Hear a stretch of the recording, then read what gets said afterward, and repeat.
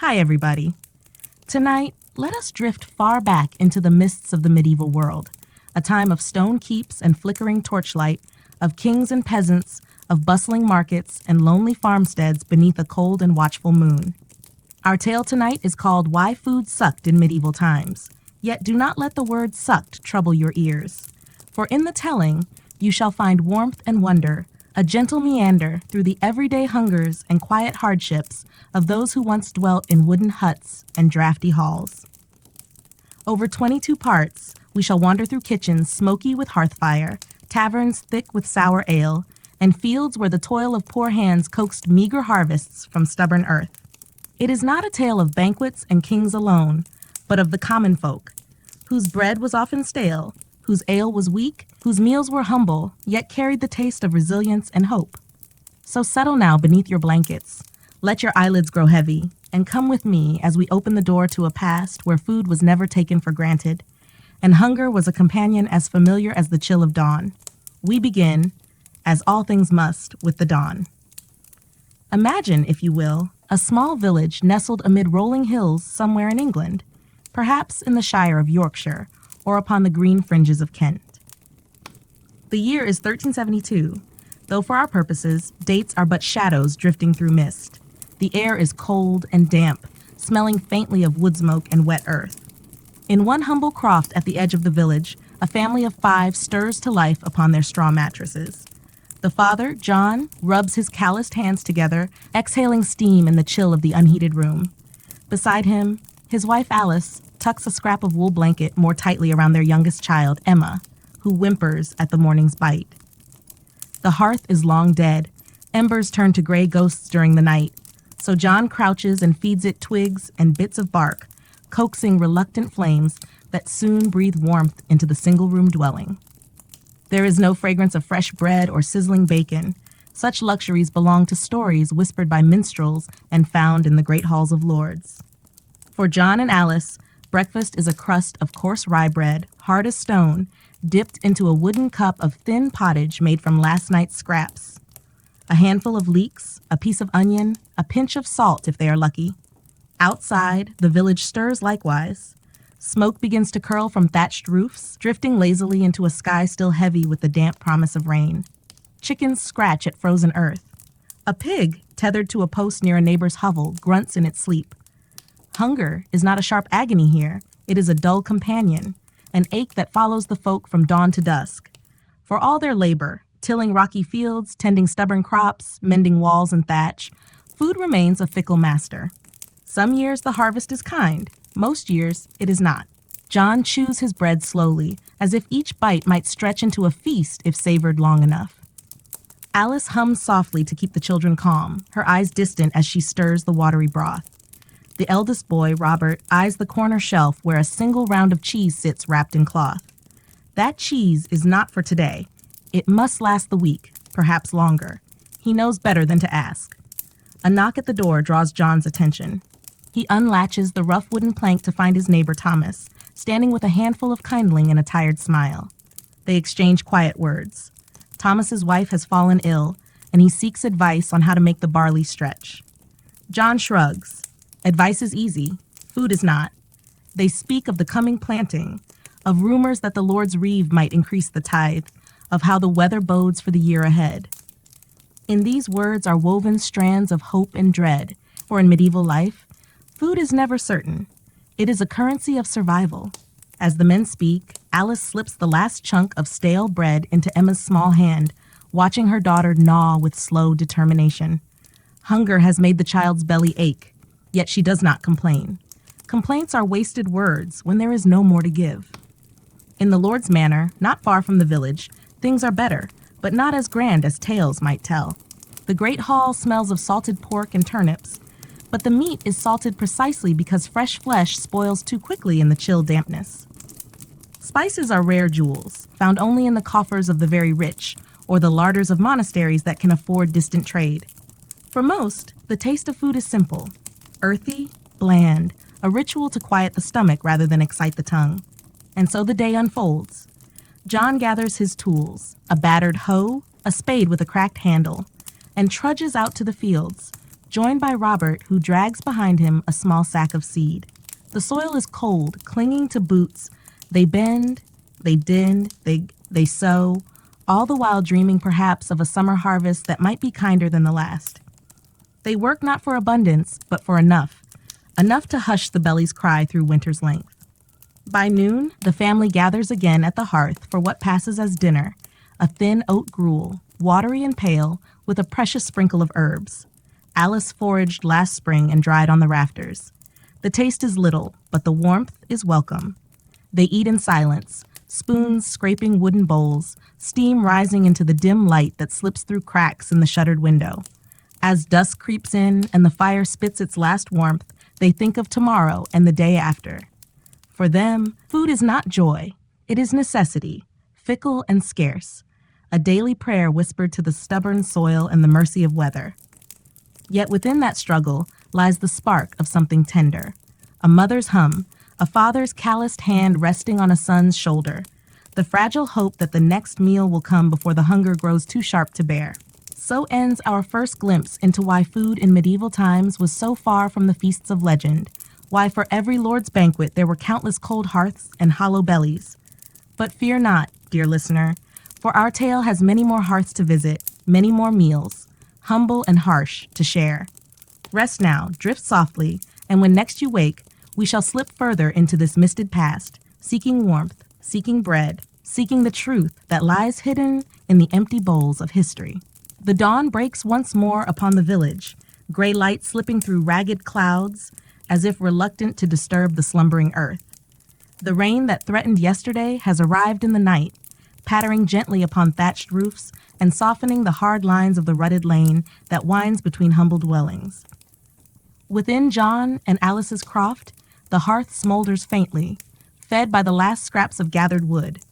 The family wakes to the sound of dripping eaves and the distant lowing of cattle in the Lord's pasture.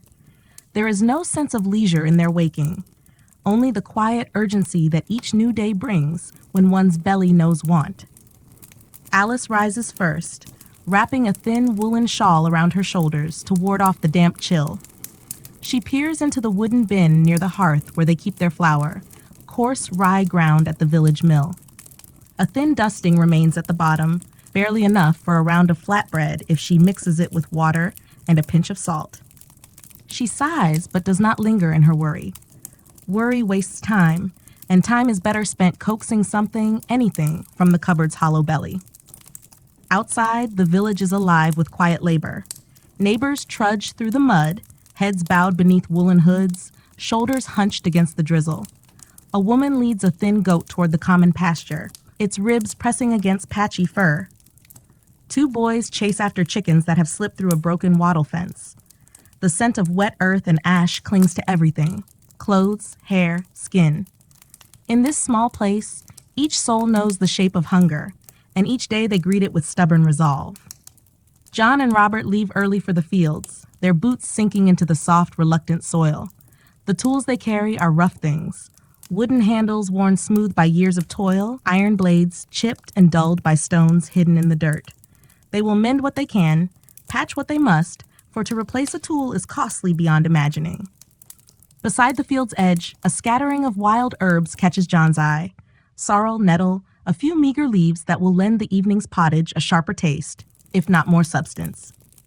As father and son bend to their labor, Alice tends to the hearth once more. She kneads the dough with slow, practiced hands, mixing the last of the flour with lukewarm water and a dash of salt. There is no yeast, no soft rise of fluffy loaves as one might imagine in a lord's kitchen. This bread is unleavened, flat, and dense, its edges blackening easily on the iron griddle that hangs above the fire. Beside her, little Emma watches with wide eyes, too young to help yet old enough to feel the gnaw of her belly. When the flatbread is done, Alice breaks it into uneven pieces, setting aside the smallest crumb for Emma first, then for Robert and John when they return. She eats last, nibbling the edges that grow hard as they cool. Such is the quiet code of the medieval hearth: the children first, the husband next, the mother last of all. By midday, the rain has eased into a fine mist that clings to hair and lashes. In the center of the village, the reeve, appointed by the Lord, gathers a small crowd to announce the new levies for the season. More grain for the manor, more eggs for the tax. The villagers listen in silence, their faces carved from the same gray wood that forms their doors and fences. No one protests. They cannot.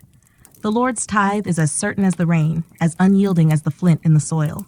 Yet within that crowd, small sparks of quiet rebellion flicker. Thomas, the neighbor whose wife still coughs through sleepless nights, leans close to John as they stand beneath the Reeves' watchful gaze. He whispers of gleaning, gathering stray grains left behind in the fields after the harvest, though the law forbids it before the Lord's share is taken. They speak in murmurs, their eyes flicking to the Reeves' polished boots in the mud, to the cudgel at his belt. Such talk is dangerous, but so too is an empty stomach. Back at the croft, Alice tends to Emma's cough, another worry nestled beside the worry for food. Illness thrives in the damp chill, clinging to the lungs like moss to stone. She brews a thin tisane from dried mint and thyme, hoping the warmth will ease the child's rasping breath. Medicine is no grand affair here. No glass vials, no scented ointments, only what the hedgerow and common green can spare. As dusk falls, John and Robert return, boots caked with mud, shoulders drooping with weariness. They share what they have found, wild sorrel and nettle, a pair of small mushrooms tucked in Robert's coat. Alice smiles at the sight of the green, though she knows it will add more flavor than sustenance. Still, the taste of something fresh is a blessing, however small. They sit together by the hearth, bowls in hand, dipping torn bits of flatbread into the thin pottage that steams faintly in the gloom. They speak little. Words feel heavy when the day has been long and the meal so slight. Yet there is comfort here too.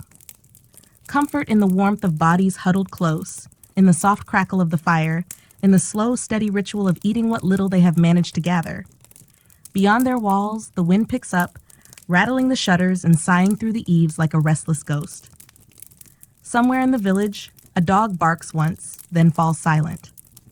The world is small here, bounded by hedgerows and fields, by the cold earth that demands so much, yet gives so grudgingly in return. When at last the bowls are empty, Alice gathers the children to her side, humming a lullaby so old its words have faded to nonsense. John sits staring into the embers, thinking of tomorrow's work, of the next levy, of the next meal that must be found in soil and hedge and barter. He knows, as all his neighbors know, that hunger never truly leaves. It merely sleeps, waiting for the day when the larder runs dry and the earth turns stubborn beneath the plow. Yet tonight, for this single moment, there is warmth. There is the soft sound of a child's breathing grown even and deep. There is the hush of rain against thatch. There is the faint hope that tomorrow will bring a kinder sky, a softer soil, and perhaps a meal that will linger a moment longer on the tongue before hunger returns. So let us drift now with them into sleep's embrace, into the hush and the dark, where dreams taste sweeter than any bread, and the weary find, for a few hours at least, a respite from the quiet ache that shadows every waking dawn in the old world. The morning that follows brings no sun to the village, only a sullen sky bruised with heavy clouds that promise more rain. The chill is deeper today, seeping through the rough timber walls of John and Alice's croft, curling beneath blankets and cloaks, as if determined to remind them that warmth is not easily won. Beneath the low roof beams, the family stirs once more to greet another day of scraping and foraging, another day of coaxing life from the reluctant soil. Alice wakes first, as she always does, her breath a pale mist in the dim light. She slips from the bedding and kneels by the hearth, brushing away last night's ash in search of a spark that might yet live. Finding none, she uses flint and steel to tease a flame from the dry scraps of kindling Thomas gave her days before. The strike of stone against steel is a quiet song of survival, sharp and cold, yet comforting in its promise that at least today there will be a fire. The children lie close together on their straw mattress, wrapped in the warmth of each other while they still sleep. Little Emma's cough stirs in her chest, a small sound that makes Alice pause, listening, counting each breath with a mother's silent prayer. She knows that illness often lingers longer than the bread, that when food runs low, sickness finds a home in hollow bellies and tired bones. John pulls on his worn boots, cracked at the seams and crusted with dried mud from yesterday's toil. He says little, Words are spare in this house, spent only where they serve a purpose. Beside him, Robert rubs sleep from his eyes, the boy's shoulders already beginning to bear the shape of a man's burden. There is no schooling here beyond what the land teaches: how to sow and reap, how to mend and barter, how to live within the narrow borders hunger sets. Today, John will visit the reeve, hoping to barter a day's labor at the manor in exchange for a handful of barley, or perhaps a sliver of smoked pork if luck is kind. He carries with him a small bundle of dried nettles wrapped in a square of cloth, an offering from Alice's gathering yesterday. Such herbs might flavor the Lord's pot, or soothe a cough in the reeve's household. Small things, but in small things they place their hopes. Robert stays behind with Alice, tasked with mending the fence that keeps their few chickens from wandering. These chickens, 3 scrawny hens and a wary rooster, are stubborn guardians of the family's fragile future. Each egg is a treasure, each feather a promise of warmth in the months when the wind howls fiercest. Robert sets to work with twine and rough sticks, his fingers clumsy but determined, learning the patient craft of patching what must serve a little longer. Inside, Alice stirs the morning's pottage over the revived hearth. The thin broth holds the last shreds of yesterday's nettles and the stale heel of flatbread softened in the simmer. She hums under her breath, an old melody her own mother sang to her when the world seemed just as cold. The sound wraps around Emma and her brother Thomas, lulling them to the edge of wakefulness, where hunger waits like a watchful guest. When the children eat, they do so slowly, savoring each mouthful of warm broth, as though it were a grand feast in a lord's hall. Emma's eyes brighten a little, and Alice lets herself believe, if only for a heartbeat, that this small meal might chase the cough from her chest. She knows better, but hope is a stubborn thing, like nettles that grow where nothing else will. In the village lane, John walks through puddles and soft mud, passing neighbors who nod but do not pause. Each has a chore, a burden, a plan to stretch scraps into supper. At the manor gate, he bows his head to the reeve, who stands beneath a patch of dry thatch, boots polished, cloak clasped with a pewter pin that gleams in the gray light. The reeve eyes the bundle in John's hand, fingers the nettles, and weighs in silence whether such an offering merits the labor John is willing to give. At last, the reeve nods. There is wood to be chopped behind the kitchen house, kindling to stack for the manor's hearth. In return, John will carry home a small sack of barley, rough and full of chaff, but precious nonetheless. He thanks the reeve in quiet words, though the taste of gratitude sits bitter on his tongue. Pride is another thing they have learned to stretch, to soften, to swallow down like stale bread. Back at the croft, the hours drift slowly by. Alice pulls her shawl tighter and tends to her small patch of herbs, pinching away wilted leaves and turning the soil with bare hands. She glances at the lane, wondering when John will return, if he will bring news, if he will come home with more than another day's ache in his bones. She dreams in these small moments of spring's green promise, of leeks and onions pushing up through thawed earth, of a basket brimming with eggs instead of 3 thin hens scratching in the yard. When John returns at dusk, his steps are weary, but his arms not empty. The sack of barley thumps onto the hearth stones like a heart still beating in a tired chest. Alice smiles, though her eyes shine with unshed tears. Of relief, of exhaustion, of the knowledge that tomorrow they will rise again to do it all once more. They sit together, family pressed close as the wind rattles the door. The barley will stretch their pottage a few days longer, thicken the broth, soothe Emma's belly. It is not a feast, but it is enough, for now. And enough is everything when the world is cold and the soil stubborn. Tonight, they sleep with the scent of barley lingering warm in the air, with bellies just full enough to keep dreams sweet. And if hunger waits outside the door, patient and silent, so too does hope. Thin as a nettle, fierce as the fire coaxed to life each dawn, ready to rise again when the night gives way to morning's gray light once more. Morning comes again to the village, carried on a breeze that smells of damp soil and the faint promise of thaw. Though it is still the season of biting winds and sodden fields, there is a softness in the air that makes Alice pause as she lifts the latch on the croft's rough wooden door. She stands for a moment on the threshold, feeling the damp chill slip over her bare toes, listening to the quiet stirrings of life beyond the hedgerow, cows shifting in their pens, a rooster calling out his thin dominion, the hush of water dripping from eaves onto packed earth. Inside, John stirs the embers to life once more. Sparks dance like tiny stars, rising toward the low smoke hole where they vanish into the gray sky. Robert sits cross-legged near the hearth, carefully measuring handfuls of barley into a small clay pot. Each grain is a blessing, each one counted as though it were a coin. They will boil it slowly with nettle leaves and the last of the dried leek stems, turning coarse grain into a meal that might warm the bones for a day's labor ahead. Emma sleeps a little longer today, curled against her mother's shawl. Her cough is quieter now, but Alice watches her chest rise and fall with a mother's constant watchfulness. She thinks of herbs yet to grow, of mint and sage she might coax from the garden patch when the soil softens at last. But for now, there is only the barley and the fire, and the soft hope that these small comforts will hold the sickness at bay.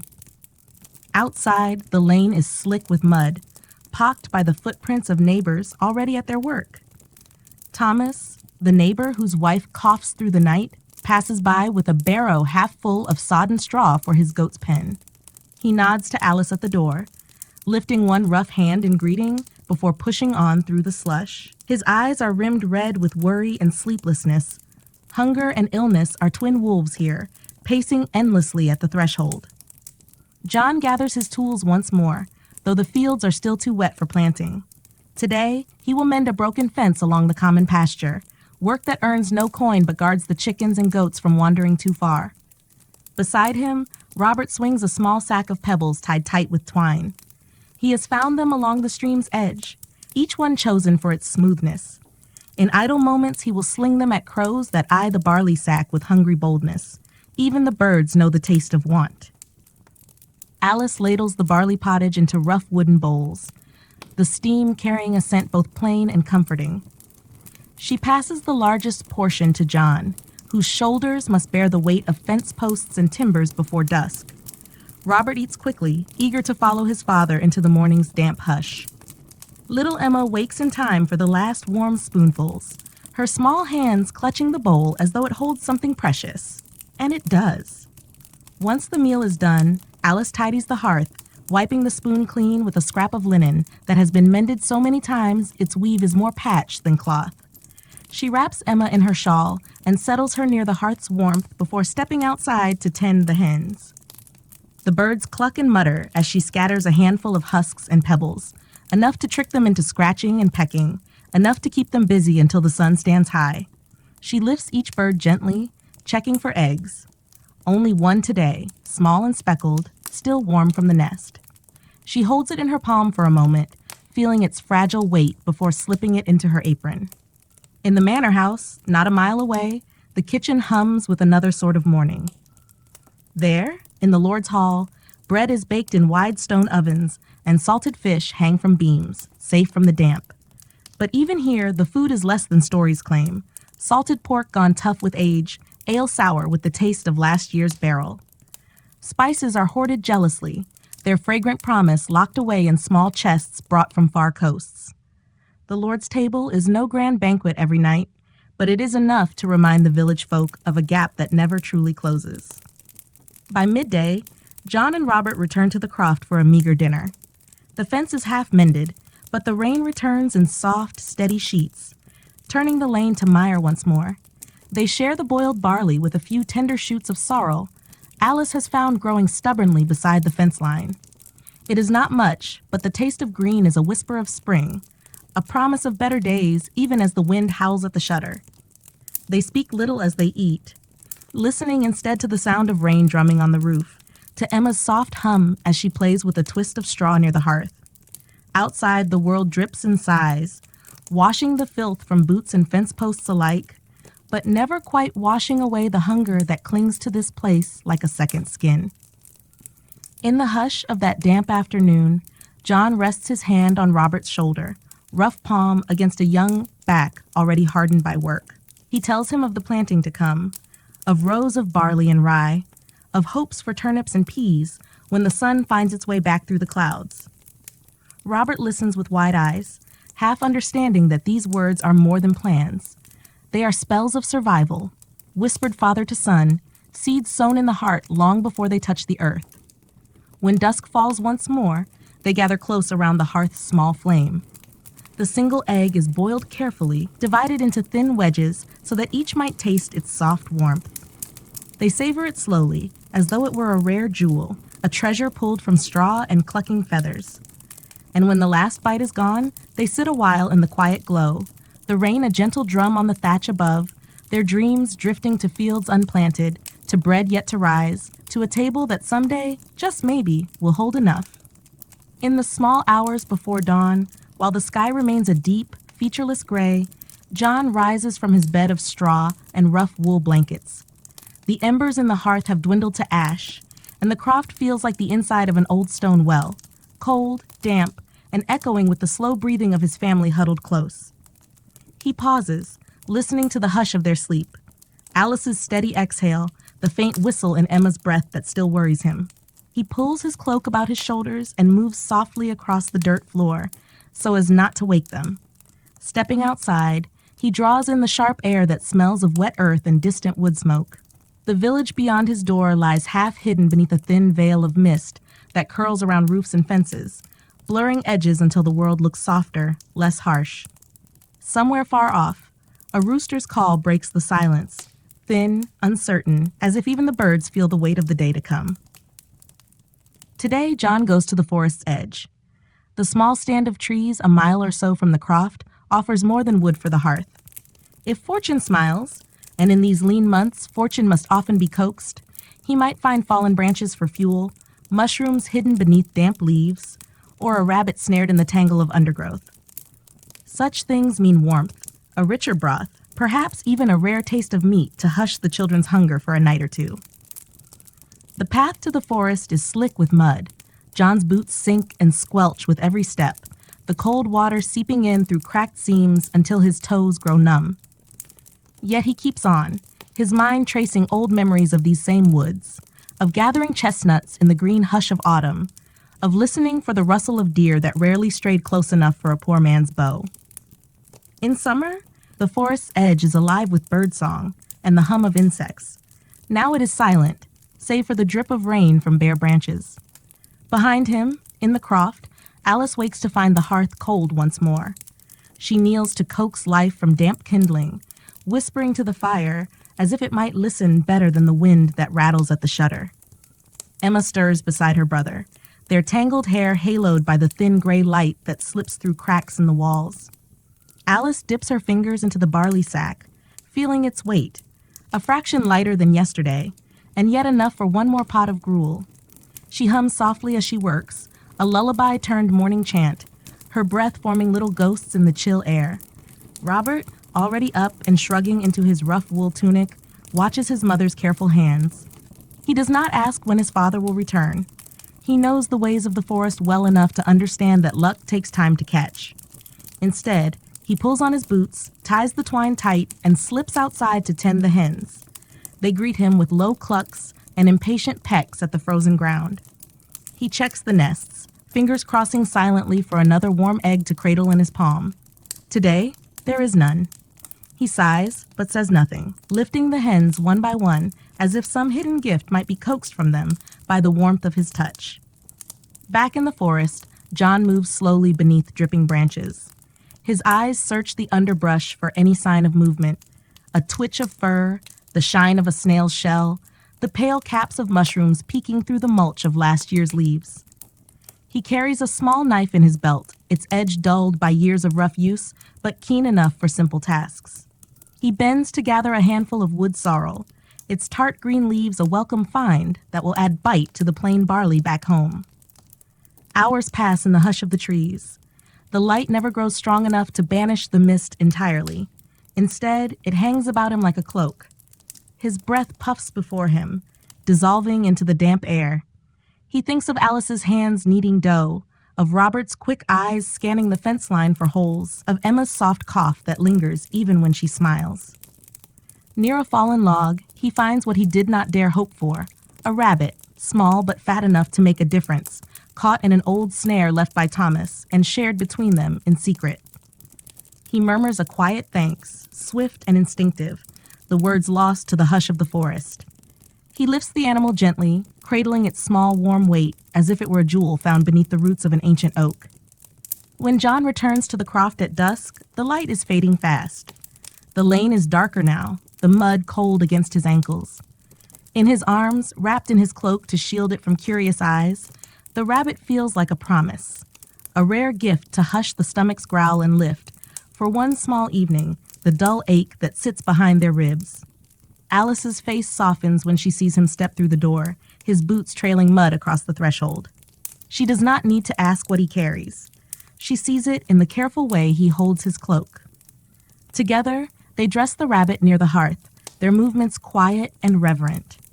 Robert watches, eyes wide with wonder, while Emma leans against her mother's side, drowsy with the warmth that is at last returning to the croft. The smell of the roasting meat drifts through the small room, filling the cracks in the walls and chasing the damp from the corners. They eat slowly, savoring each tender bite, careful to strip every scrap from bone and sinew. The broth, rich with the rabbit's essence and the bright sharpness of the sorrel John gathered, warms them to the marrow. Outside, the wind rattles the shutters, but within these walls, there is a fleeting fullness, a hush in the belly that feels as rare as gold. They sit close together long after the last bite is gone, letting the warmth and the quiet hold them. In the flicker of the hearth's light, they dare to believe, if only for tonight, that the next day may yet be kind, that the forest may offer more gifts, and that the stubborn soil, when the thaw comes at last, might answer their prayers with green shoots and fat grains. And so, in this small croft tucked beneath a restless sky, another night passes, hunger kept at bay, hope curled close beside the embers, waiting to rise again with the dawn. Dawn creeps slowly over the village once more, pale and shy, brushing the sodden earth with a light that does little to warm the bones, but brings with it the quiet promise of another day survived. Within the croft, the air is thick with the lingering scent of last night's rabbit, a memory more than a meal now, for not a shred of meat remains on the bones, picked clean and boiled twice over to coax every last drop of nourishment into the broth. Alice sits near the hearth, her hands wrapped around a small clay cup of warm water, steeped with the dregs of dried mint. It is not tea, as the nobility might sip, fragrant with faraway spices, but a thin, comforting warmth that soothes her throat and keeps her mind a little steadier as the chill clings to her shoulders. She watches the first stirring of her children, Robert stretching long limbs grown lean with labor, Emma turning her face into the scratchy blanket, her small hand clutching at the empty space where her mother's warmth used to be. John is already awake. He moves through the low light with a quiet purpose, sorting the rabbit's clean bones that now rest on a rough wooden board. He turns them in his hands, feeling their weight, considering their worth. Nothing is wasted here. The larger bones will be saved, boiled again if needed, then perhaps ground down with a stone to mix with barley when the flour runs thin, a trick Alice learned from her own mother's hearth. The smaller pieces, brittle and hollow, might be carved into needles or tied with twine to rattle in Emma's small palm, a toy made from hunger scraps. Outside, the world glistens with the damp shine of another long night's drizzle. Thin trails of smoke lift from a handful of hearths as other villagers rise to meet the day's demands. Thomas trudges past the croft with shoulders hunched against the wind, a wicker basket balanced on his back, empty now but hopeful to return heavy with kindling, or if the saints are kind, a few sticks of dry wood that might warm his own hearth and his wife's sickbed. Alice calls Robert to her side. Together they kneel near the hearth and sift through the barley sack. Only a small handful remains, enough for a thin gruel at best.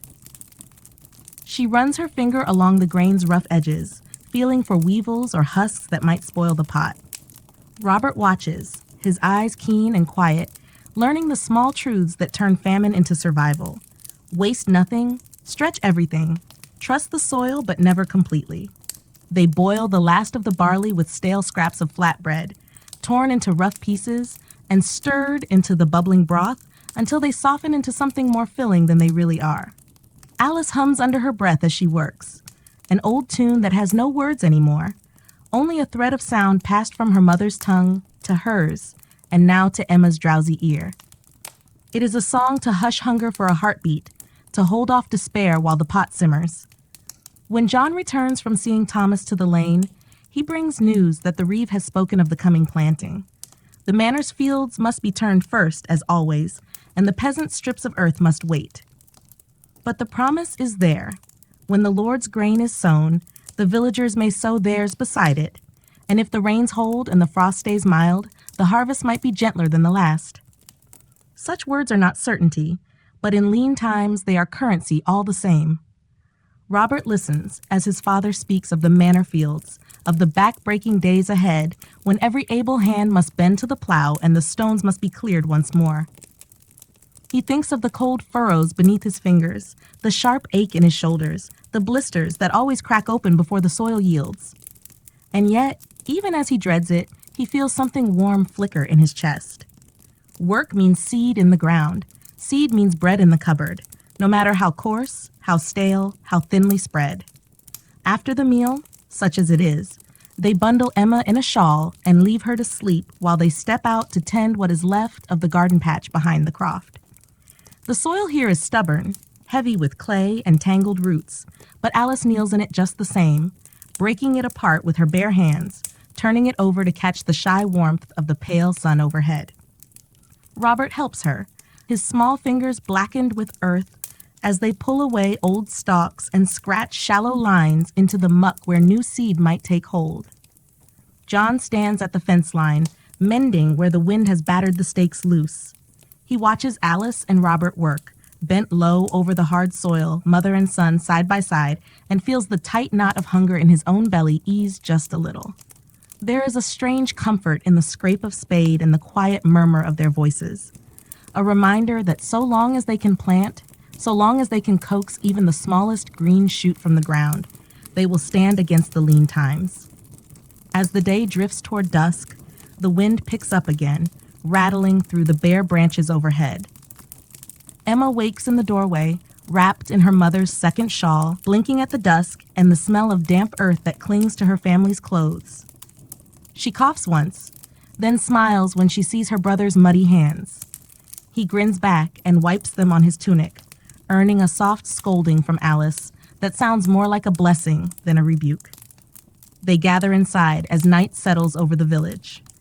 The hearth burns low but steady, fed by scraps of bark and twigs, too thin for trade, but enough to hold a fragile warmth through the dark. They speak in soft voices about the days to come, the planting, the weather, the rumor that a traveling peddler might pass through with seeds to barter. Such talk does not fill the belly, but it feeds the spirit, and sometimes that is the greater hunger to keep at bay. Tonight, they drift to sleep with the taste of barley still lingering on their tongues, with the scent of damp earth clinging to their hair, with the small, stubborn hope that the ground beneath their feet will yield, if not plenty, then at least enough to see them through another turn of seasons beneath this cold, watchful sky. The rain comes again in the night, steady and soft at first, then growing to a restless drum that rattles the thatch overhead and trickles down the croft's uneven walls in quiet rivulets. By dawn, the lane outside is a ribbon of mud and standing water.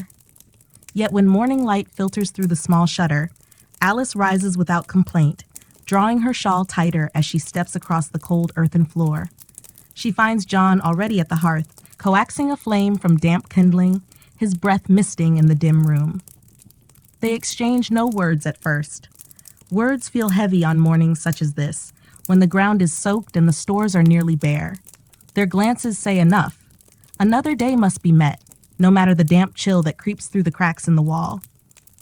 The barley is gone now, save for the fine dust that clings to the bottom of the sack.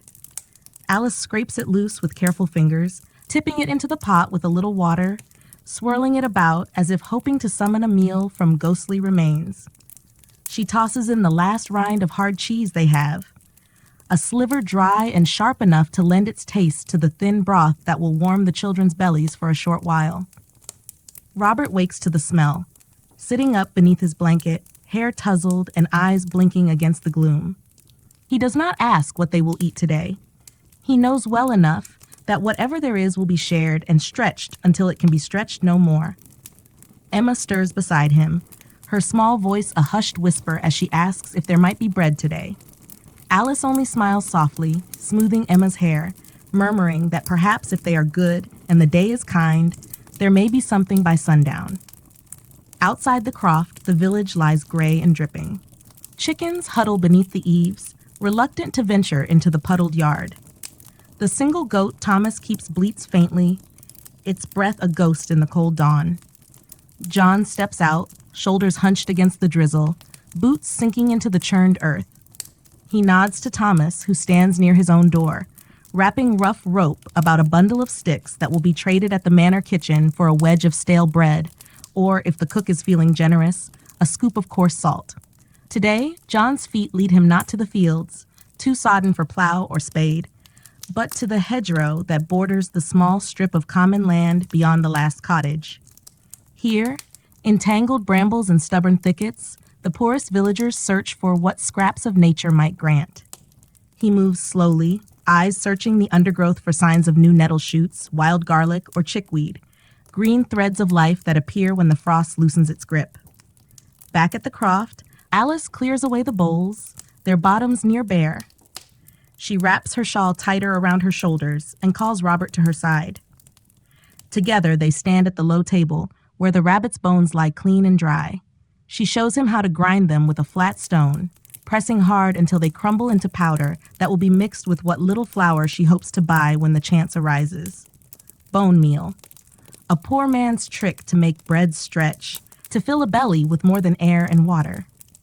Emma sits near the hearth, humming to herself, tracing her small finger through the ash on the stones. She talks to a scrap of cloth she has wrapped about a piece of kindling, a make-believe doll that smiles at her from an imagined world where no one goes to bed hungry and no wind slips cold beneath the door. When John returns, the rain still dripping from his cloak, he carries a small bundle wrapped in dock leaves. Wild garlic, sharp and green, its scent strong enough to wake the room with a whisper of spring. Alice's face softens as she lifts the leaves from his hands. This small find will mean tonight's broth tastes of more than boiled water and bone scrapings. It will taste, if only faintly, of hope. By midday, the rain eases to a mist, and Robert slips outside to scatter what few husks and pebbles remain for the hens to peck. He checks each nest twice over, running his hand beneath warm feathers in search of the day's treasure. When at last he finds a single small egg, he lifts it with care, cradling it in both palms, as though it were a gift from the saints themselves. He carries it inside, holding it out to his mother without a word. She nods, brushing a smear of mud from his cheek with her thumb, before setting the egg gently by the hearth. The afternoon drifts by in the hush that hunger brings, a quiet broken only by the murmur of wind against the shutter and the faint tapping of rain. John sits with Robert at the small table, showing him how to mend the cracked handle of the spade that will be needed soon enough when the soil dries. Emma dozes in Alice's lap, her head resting on her mother's shoulder, her small body warm and light as a fledgling bird. As dusk seeps in, they boil the garlic leaves in water with the single egg cracked into the pot, swirling it through the broth to thicken it just enough for 4 small bowls. The smell fills the croft, a wild, sharp scent that reminds them of the hedgerows in better seasons, of green shoots beneath soft spring rain. They eat slowly, savoring each mouthful, speaking little but for soft thanks murmured between spoonfuls. Outside, the wind hushes for a while, the rain falling in gentle drops against the thatch. When the bowls are empty, they sit a while longer, holding the warmth of the meal within them as if it might keep them full until morning. And in that small croft beneath the restless sky, they drift into uneasy dreams. Dreams of fields yet to be planted, of gardens stubborn and awake again, of bread that might rise warm and soft in a hearth that never goes cold. They sleep as they always do, with hope curled like an ember in the ashes, waiting to be coaxed alive when dawn comes calling once more. The days that follow are days of gray mist and restless winds. The rain comes and goes like an old guest who cannot decide whether to stay or leave, trailing puddles and damp footprints through every corner of the village. Yet beneath this wet, watchful sky, the quiet rhythms of survival continue, as steady as the beat of a heart that refuses to yield. In John and Alice's croft, the hearth has grown stingy with its warmth. The woodpile is down to a few crooked sticks, and damp twigs gathered from the hedgerow. Each scrap is fed carefully to the fire, coaxed to burn slow and steady so that the small flame might linger into the long chill of night. Alice sits close by, her shawl drawn tight, mending a tear in Robert's tunic with a bit of coarse thread unraveled from an old blanket. Her fingers move with a patience born not of leisure, but of necessity. Every stitch a small defiance of the cold that creeps through cracked walls. Robert watches her work in the hush that comes when hunger presses close. He does not complain of the gnaw in his belly. He has learned, as all village children learn, that words do not summon bread. Instead, he listens to the drip of rain from the eaves, the occasional crackle of the hearth, and the soft rasp of his mother's needles sliding through worn cloth. Outside, John moves through the slick yard, checking the fence line once more. The hens cluck uneasily at the edge of the pen, feathers fluffed against the damp. He lifts each bird gently, searching beneath them for the day's hope, a warm egg, smooth and fragile, that might find its way into the evening's pot. But today the nests yield nothing. The birds are hungry too, and thin hens lay no eggs. He sighs and pulls his cloak tighter, eyes drifting across the muddy lane to where Thomas labors beneath the low branches of a leafless tree, gathering fallen twigs for kindling. When John calls out, Thomas looks up, his face drawn and pale beneath a dripping hood. They speak in low voices, of weather, of fences, of rumor that a peddler with salted fish and dried peas might pass through before the week's end. Such rumors drift through the village like birds in a storm, bright wings that lift hearts for a moment before vanishing into the gray. Back inside the croft, Alice finishes her mending and sets the tunic aside. She rises and opens the cupboard, little more than a few shelves nailed to the wall, and surveys the scraps that remain, a handful of coarse salt, a heel of bread gone hard as a stone, a pinch of dried herbs she foraged and dried last summer. She lifts the bread and knocks it gently against the table. The sound is hollow, like a small drum. She smiles faintly at Robert and says they will soften it in a pot of hot water, make it swell with the promise of a meal larger than it is. Emma wakes from her nap near the hearth, her small face pale, but her eyes bright with the unbending hope only the very young can keep. She asks if there might be milk today, and Alice shakes her head, smoothing the child's hair as she murmurs that perhaps soon, when the goat in Thomas's yard freshens in the spring, when the grass grows again and the udder swells with promise. Not yet, but soon, always soon. The afternoon wears on. Robert, restless, slips outside with John to check the ditch that runs behind their croft. Sometimes the rains wash small fish or eels into the muddy pools there, a prize worth wet boots and cold fingers. Father and son kneel in the mud, peering into the murky water, stirring it with sticks.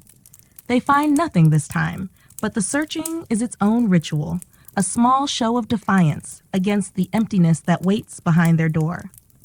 When they return, they bring with them only dripping cloaks and muddy boots, but also a small bundle of wild garlic leaves. Robert has plucked from the bank where the ground lies soft and green. Alice greets the sight with a weary smile. She sets a pot to warm over the hearth, breaks the rock-hard bread into shards, and drops it into the bubbling water with the garlic and a pinch of salt. The scent that rises is thin but fresh, a whisper of green that tastes of something more than winter's gray hush. They gather close when the pot is ready. Each holds a rough wooden bowl, dipping torn bits of bread into the broth, chewing slowly to make the taste last. Emma giggles when the garlic tickles her tongue.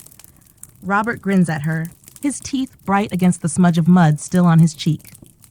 John eats in silence, though now and then he rests his hand on Alice's knee, a quiet anchor amid the drifting hunger.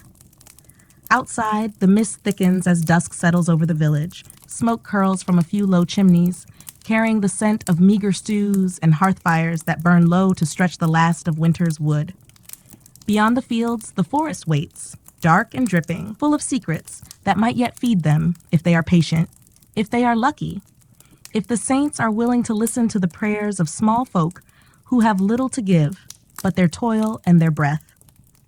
When the bowls are empty, they linger by the fire's flicker, letting its warmth soak into bones grown too used to cold. They speak in murmurs of the peddler who might come, of seeds that might be bartered, of spring's shy promise waiting beneath the sodden soil. Their words weave a thin blanket of comfort, fragile but enough to cradle them through the night. And so they drift to sleep again, in a croft half swallowed by mist, with bellies not quite full, but not quite empty either. A small triumph, hard won and softly held beneath the slow sigh of the rain that falls, steady and patient, over fields that dream of waking green when the world is ready to bloom once more. The next morning dawns slow and sullen, carrying the same gray veil of mist that has clung to the village for days on end. The croft feels damp to its bones, the cold seeping into every corner, curling beneath blankets and settling into the very breath of those within. Yet, as always, the family stirs when the first pale light slips through the shutter's cracks. To linger and sleep is a luxury they cannot afford, for every waking moment is a chance to coax something, anything, from a world that rarely yields its gifts freely. Alice rises first. She does not speak as she moves through the dim room, gathering the few tools she will need for the day's work. She ties a rough cloth about her head to catch her hair, pulls her shawl tight, and listens to the gentle wheeze of Emma's sleep. The child's breath is steady this morning, a small mercy that Alice holds close as she steps to the hearth. John joins her there, rubbing the stiffness from his shoulders. He glances at the hearth, at the cupboard, at the bare corner where the barley sack once rested heavy and full. There is nothing much left to turn into a meal today, only the memory of garlic broth and the stale hope that maybe, just maybe, the peddler spoken of in so many half-whispers might appear on the muddy lane before the sun is swallowed again by dusk. Robert wakes with a start when his father nudges his foot gently. The boy sits up, hair sticking up like wheat before the scythe, eyes blinking at the pale light. He does not ask for bread or broth. Instead, he pulls on his patched tunic and boots that leak at the seams and stands ready to follow wherever his father leads him. A child learns early that hunger is eased not by wishing, but by walking the long wet paths that might yet yield something to carry home. Outside, the lane is slick and shining beneath the mist. A crow calls from the crooked beam of a neighbor's fence, its voice harsh and sharp in the hush. Alice watches John and Robert set off toward the hedgerow once more, their steps careful along the muddy track. They carry with them a woven basket, empty now, but open to luck's favor if luck is willing to show her face today. Left behind in the croft, Alice lifts Emma into her arms and settles her by the hearth's fading warmth. She hums as she sets to work, scraping the hearthstones clean of ash to scatter in the garden patch behind the croft. Even the waste of the fire must be used, scattered over cold soil to sweeten it for the day when seeds might yet sink roots and push green shoots into a sky that seems, for now, to know only gray. She slips outside with Emma bundled in a blanket and sets the child down on a patch of old sacking so her small feet stay dry. Alice's fingers sink into the damp earth, turning clumps of stubborn clay with an old stick she uses as a makeshift dibber. She murmurs to Emma about the rows they will plant. Peas here, onions there, perhaps cabbages if she can trade for seed when the peddler comes. Emma nods solemnly as if she understands, her small hands buried in the soft mound of soil, patting it flat with childish purpose. Meanwhile, John and Robert follow the edge of the hedgerow, eyes sweeping low for signs of rabbit runs, or the bright green of nettles unfurling beneath the tangle of bare twigs. The basket swings lightly in John's hand, empty save for the echo of their hope. They find small blessings, a few tender nettle tops sharp to the touch, but good when boiled soft, a scattering of dock leaves that might ease a sour stomach if dried and steeped. No rabbits today, no fish snared in the ditch, but green shoots, small, fragile, are proof that the soil has not yet forgotten its promise. At midday, they return to the croft, Robert's boots caked with mud, his fingers stained with green from the gathering. Alice welcomes them with a smile that is more resolve than joy. She sets a small pot to the hearth's low flame, dropping the nettles in to boil away their sting. She crushes the last pinch of salt between her fingers, sprinkling it over the broth like a blessing. They have no bread to thicken the pot, no barley to fill it out, but the scent of the nettles cooking is sharp and wild, a taste of the world beyond their door that has not yet turned its back completely. Emma sits between her parents as they eat, her small hands wrapped around her bowl, eyes wide at the green floating in the water. Robert slurps his share, the steam fogging his lashes, and when the bowl is empty, he sets it down as if to say he is grateful for even this. Thin warmth, the taste of spring carried in the sharp bite of the leaves.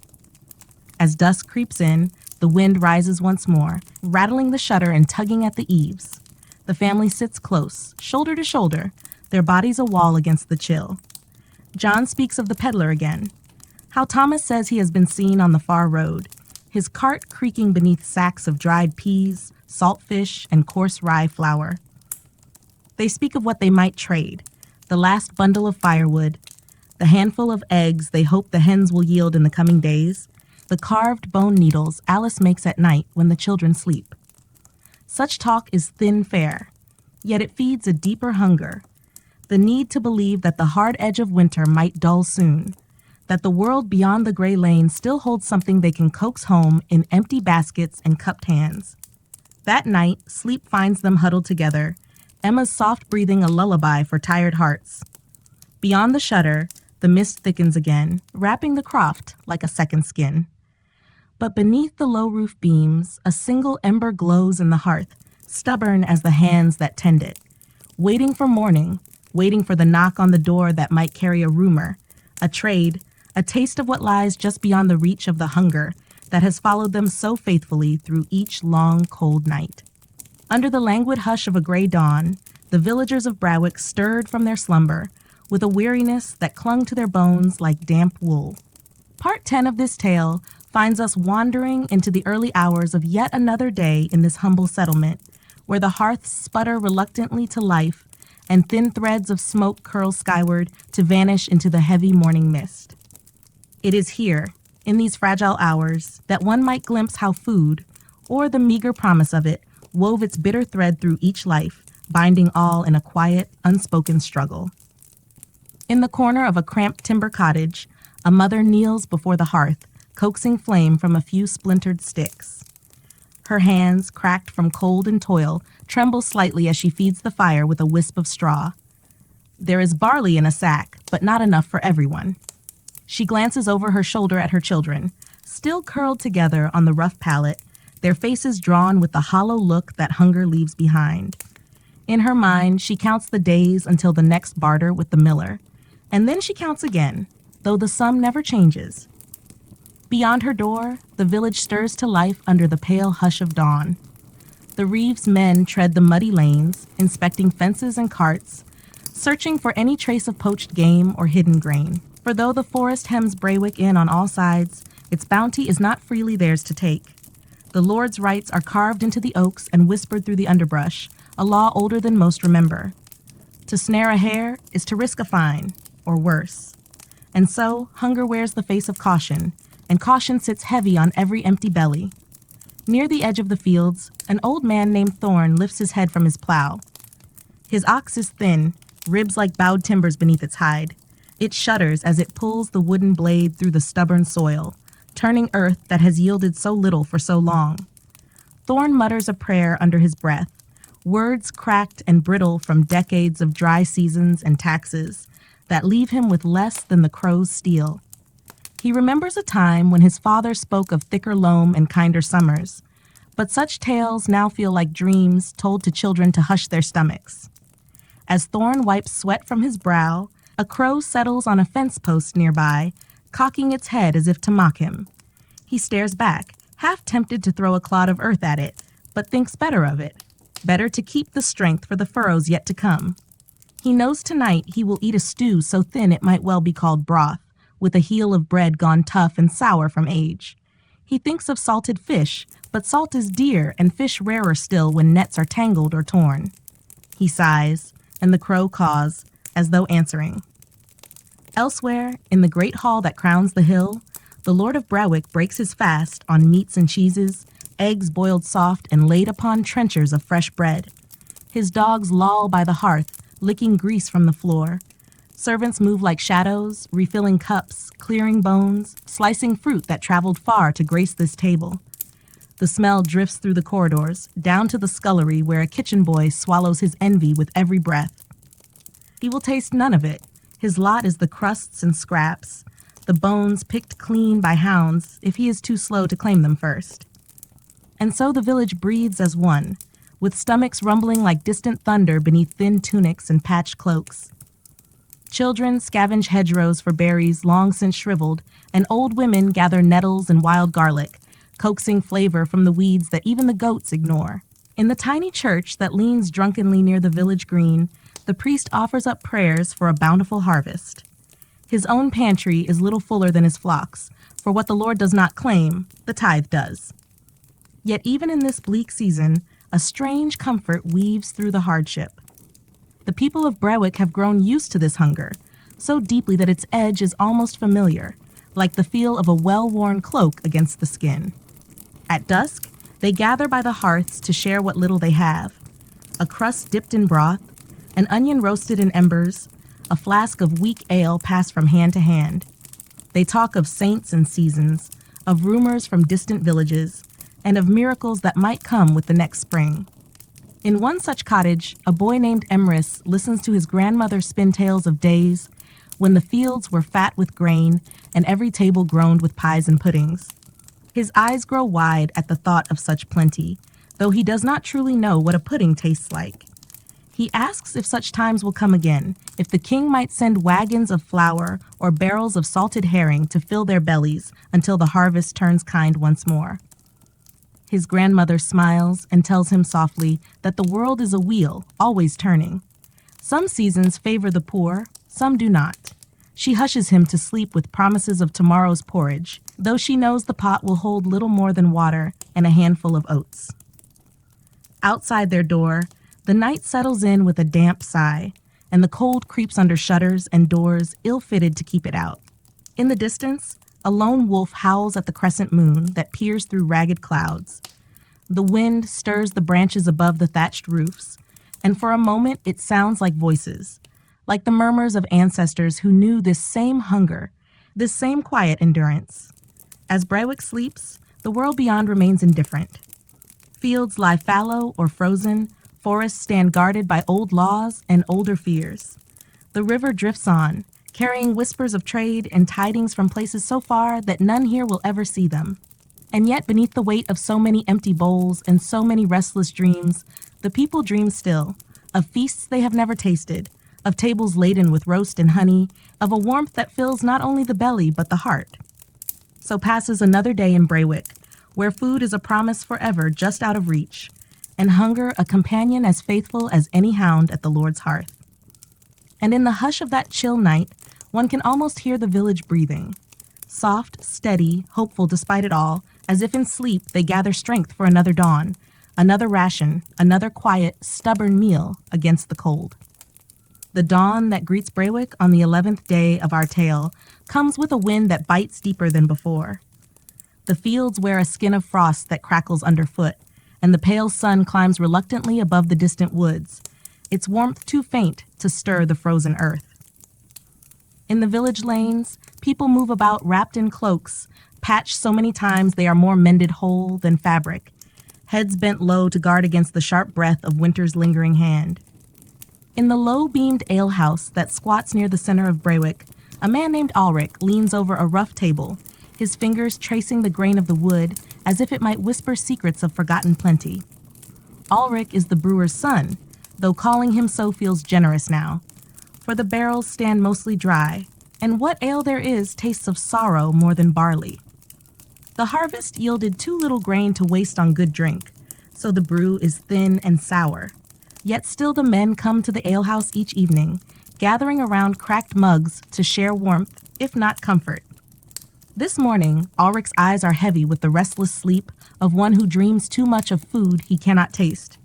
He watches his father pace behind the bar, muttering over ledgers that do not balance and barrels that will not fill themselves. Each time the door creaks open, a gust of cold sweeps in, carrying with it another man or woman desperate for something, anything that might dull the ache in their bellies. By the hearth, old Marta, the midwife, sips at a cup of steaming water colored faintly by a scrap of dried mint. She tells Ulrich stories of the feasts she remembers as a girl. Harvest tables lined with pies stuffed with pigeon and eel, joints of venison dripping with fat, puddings so sweet they clung to one's teeth long after the candles burned low. Ulrich smiles at her tales, though he knows they are mostly memory spun thicker than truth, like the watery ale that passes for drink these days. Outside, near the smithy, sparks leap from the anvil as Edgar the blacksmith hammers out a bent plowshare. The ring of iron carries down the muddy lane, echoing off the timbered walls of cottages and stables. Edgar is a broad man, his arms thick as tree boughs, but even he feels the gnaw of hunger these days. His wife, Hilda, keeps a pot of beans simmering over the forge's heat, stealing warmth where she can. She slips Edgar a crust of rye bread as he works, pretending not to see how he eyes the pot, though she knows it holds little enough for supper. Past the forge, a young girl named Lynette crouches near the hedgerow, her breath fogging in the chill air.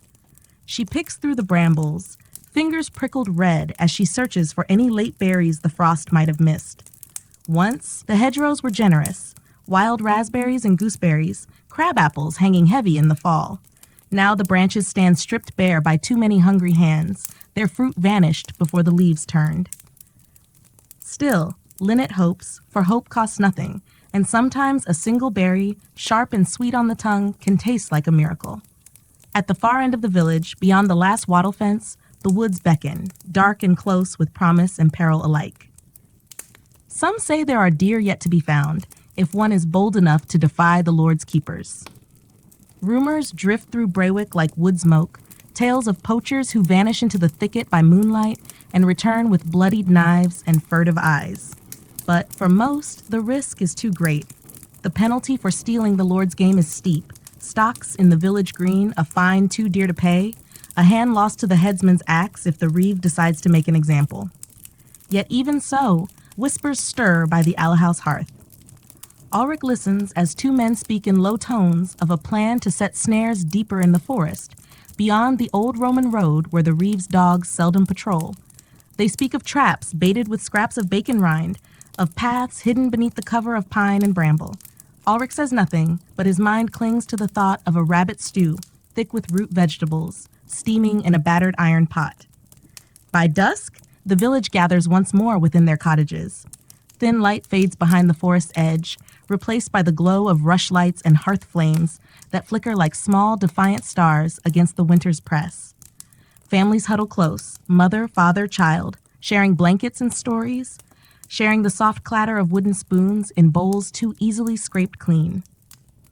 They speak of better days to come, of spring's slow return, though deep down, each knows that the thaw brings no promise of plenty, only the chance to try again, to sow seed in soil grown stubborn with fatigue. In one cottage, young Lynette curls beside her grandmother, pressing close to share warmth. The old woman hums a lullaby, her voice brittle but kind.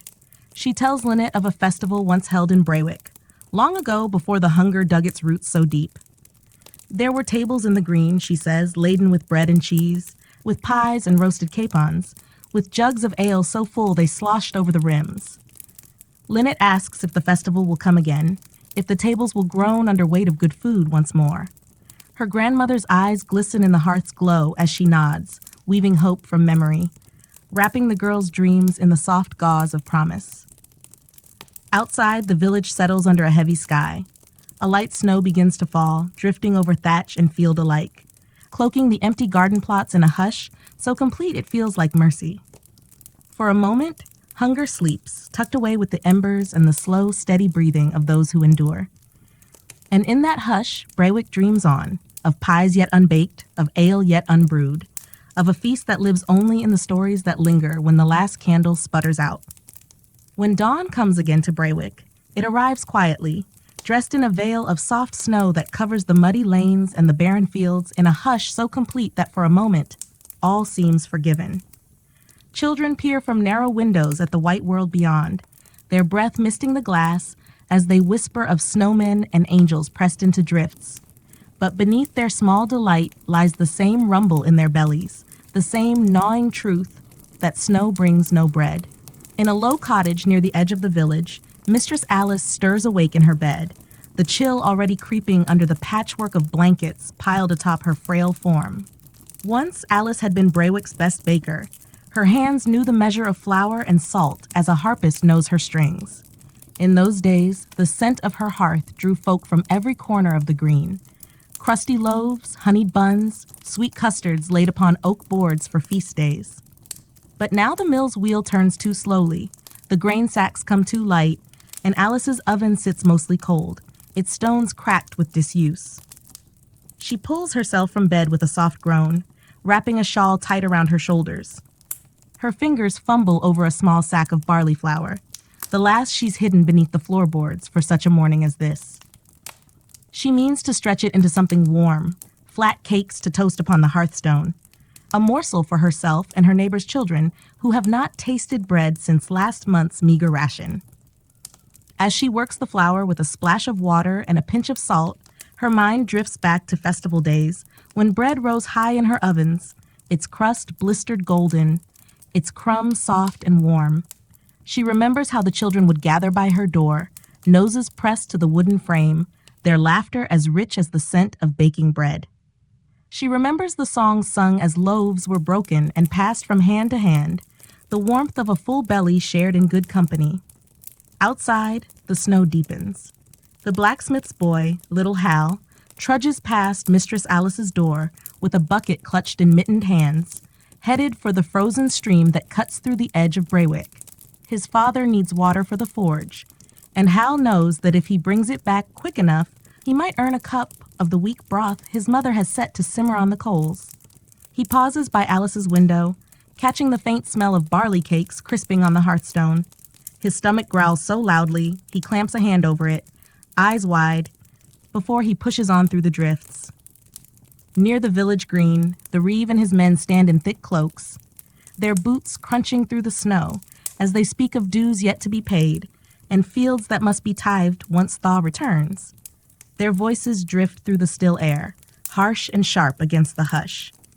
They speak of those who owe grain or coin, of who might be made an example should the debts remain unpaid. Beneath their boots, the snow hides the muddy ruts that will return soon enough, swallowing the village in muck once more. In the chapel at the far end of Braywick, Father Cuthbert kneels before the altar, whispering prayers for mercy that feel as thin as the candle flickering by his hand. He prays for the children, for the old and the sick, for the fields lying barren beneath their snowy shroud. He prays, too, for a miracle of bread and meat, though he knows such a miracle would come from no angel's hand, but from the sweat and risk of those bold enough to steal from the Lord's woods or the Reeve's storehouse. Yet even in the cold, small kindnesses bloom like snowdrops beneath frost. Mistress Alice wraps her cakes in a cloth, slips from her door, and knocks softly on the neighbor's shutter. A hush passes as the wood creaks open, and two wide-eyed children peer out, their faces pale with hunger and wonder. She places the cloth in their mother's hands, brushes the frost from the lintel with her fingertips, and says nothing of the flour hidden beneath her floor. It is better, she thinks, that small mouths taste warmth than flour, sit idle for fear of tomorrow's famine. Elsewhere, near the forest's edge, two figures slip into the tree line, men wrapped in cloaks too thin for such snow, their eyes sharp with the hunger that makes even the old laws bend. They carry snares coiled at their belts, small knives tucked beneath their tunics. Each footstep vanishes behind them as the snow falls heavier, masking their trespass from the Reeve's watchful eyes. They speak little, for words waste warmth, but in their hearts burns a hope brighter than any hearth, a hope for meat on the table, for broth rich with marrow and fat, for children's laughter as they chew upon bones instead of dry bark. As dusk gathers, Braywick falls beneath a blanket of blue shadows and drifting flakes. Smoke curls from cottage chimneys, though so little burns within the hearths. Only scraps of peat or gnarled sticks gathered from hedgerows that stand picked clean. Inside, families huddle together as the wind sighs around timber walls, telling tales older than hunger, older even than the snow itself. Mistress Alice sits by her fading hearth, her hands folded in her lap as she watches the last cake vanish between her lips. It tastes of barley and salt and of memory, of festival days and crowded tables and songs that rose like warmth into the rafters. She closes her eyes and breathes in the soft hush of falling snow, the gentle thrum of Braywick dreaming on, each empty belly tucked beneath blankets stitched through with faith that tomorrow's dawn, though cold, might bring a crumb more comfort than today's.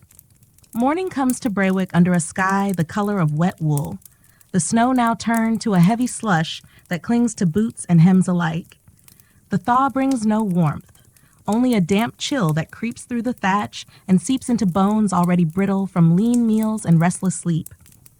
Along the muddy lane, footprints deepen into puddles that mirror the gray above, while smoke from tired hearths drifts half-heartedly into the sullen air. At the mill on the village's northern edge, the wheel groans and turns with a sluggish creak, fed by the swollen stream that carries meltwater from the hills beyond the woods. Inside, Joran the miller stands hunched over the grindstone, his shoulders dusted white with flour that tastes more of bark than wheat these days. He remembers when sacks of grain stood stacked high against the walls, barley, rye, and oats enough to feed every hearth from Braywick to the next parish over. Now, he watches the meager trickle of coarse meal spill from the stone, feeling each grain like a debt he cannot pay. Outside the mill, a small line of villagers waits their turn, sacks slack in their hands. Mothers with hollow cheeks, fathers with boots split at the seams, children who stare at the spinning wheel as though it might conjure loaves from thin air. Among them stands young Emrys, a boy whose dreams are too large for his thin coat. He clutches a small linen pouch, its mouth tied tight with twine, containing the last handful of barley his mother could spare. He shuffles forward on bare feet caked with mud, mindful of thoughts of bread, not the dense, bitter cakes they chew day by day, but the sweet, soft loaves his grandmother once promised would return when the king's roads were safe and the fields ran green again. Joran glances at the boy when his turn comes. He knows the measure by touch now, how little to take, how much to leave, though he wishes there were more to give. He unties the pouch and tips the barley into the hopper, his hand lingering a moment in silent apology for what little will come of it. The stones grind, the wheel turns, the water mutters past the worn paddles outside. Emrys watches the trickle of meal gather in his waiting cloth, his breath held as if it might swell the pile larger by hope alone. Back in the heart of Braywick, the alehouse sits in uneasy quiet, its door swinging open to a wind that carries more wet than warmth. Ulrich, the brewer's son, wipes at the battered counter with a rag that never seems clean, his eyes flicking to the barrel in the corner, half empty, sour at the bottom, yet still the best they have. Old Marta huddles by the hearth, telling a tale to anyone who will listen, though most stare into their cups, nodding only to keep her words from fading into silence.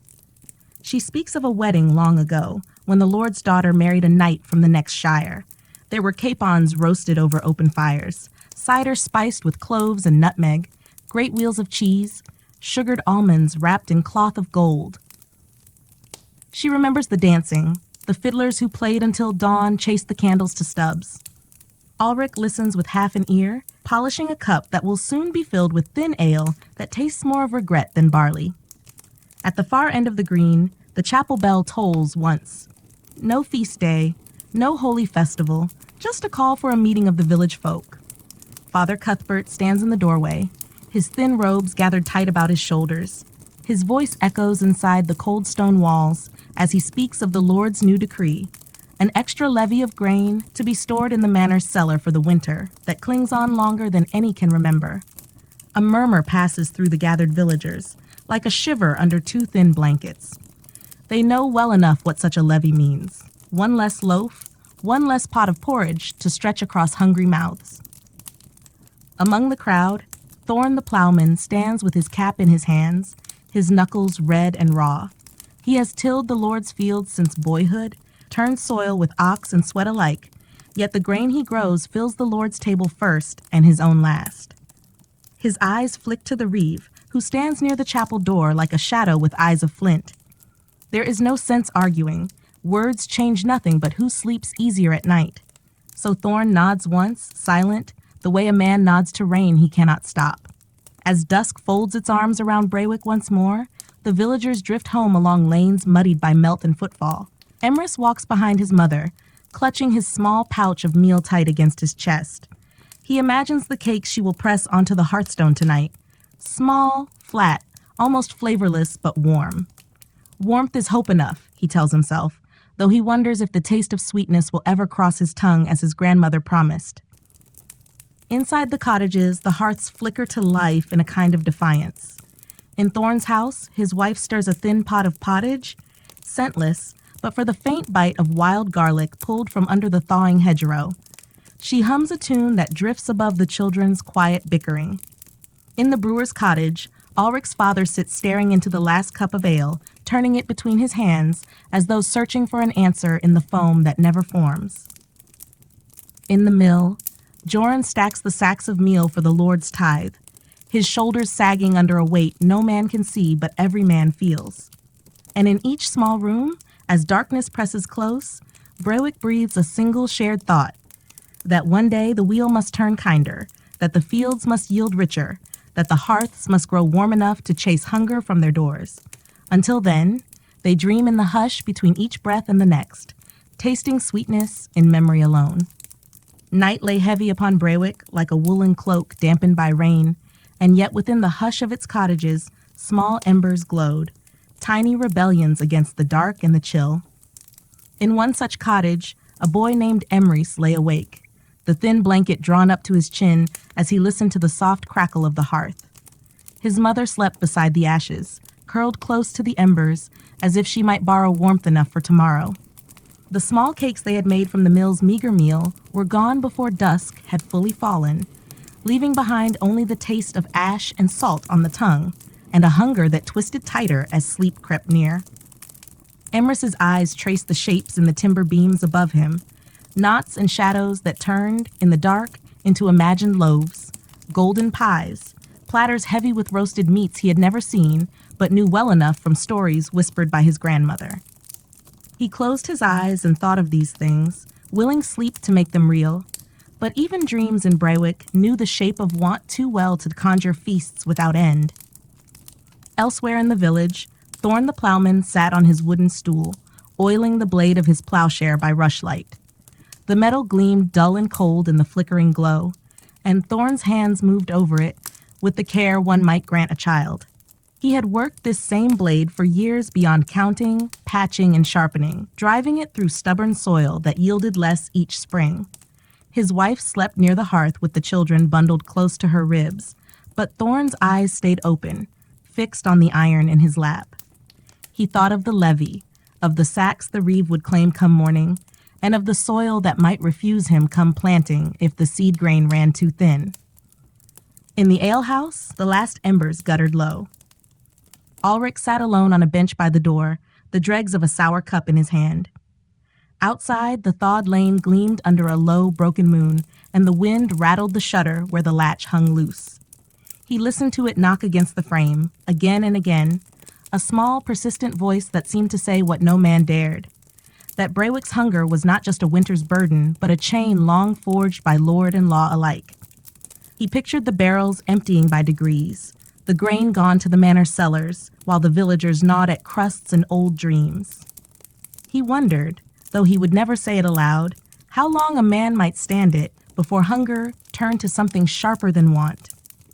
In the dim chapel, Father Cuthbert knelt before the altar, his prayers drifting like breath in the cold nave. His candle guttered in the draught that slipped through the cracked stones of the old walls. He prayed not only for mercy, though mercy was always on his tongue, but for wisdom. How to tell the children of Brewick that hunger was a test of faith when his own belly rumbled as loudly as theirs? How to offer hope when the tithes climbed higher than the rooftops and the Lord's keep rose above them all like a stone promise that no prayer alone could break? His words fell softly into the gloom, mixing with the hush of the dark until only the wax drip answered him. Near the edge of the forest, beyond the last fence where snow had sunk into the bramble's tangled roots, two shapes moved, hunters of necessity, not sport. Bram and Evo, their cloaks slick with melted snow, crept among the trees where moonlight fractured through bare boughs. In their hands they held traps, simple wire and wood snares set along rabbit runs and badger paths. The Lord's law forbade such poaching, but hunger cared nothing for decrees stamped with wax and seal. Each rustle in the underbrush quickened their breath. They spoke no words, only exchanged glances, brief and sharp, as if speech might summon the reeve's men or worse.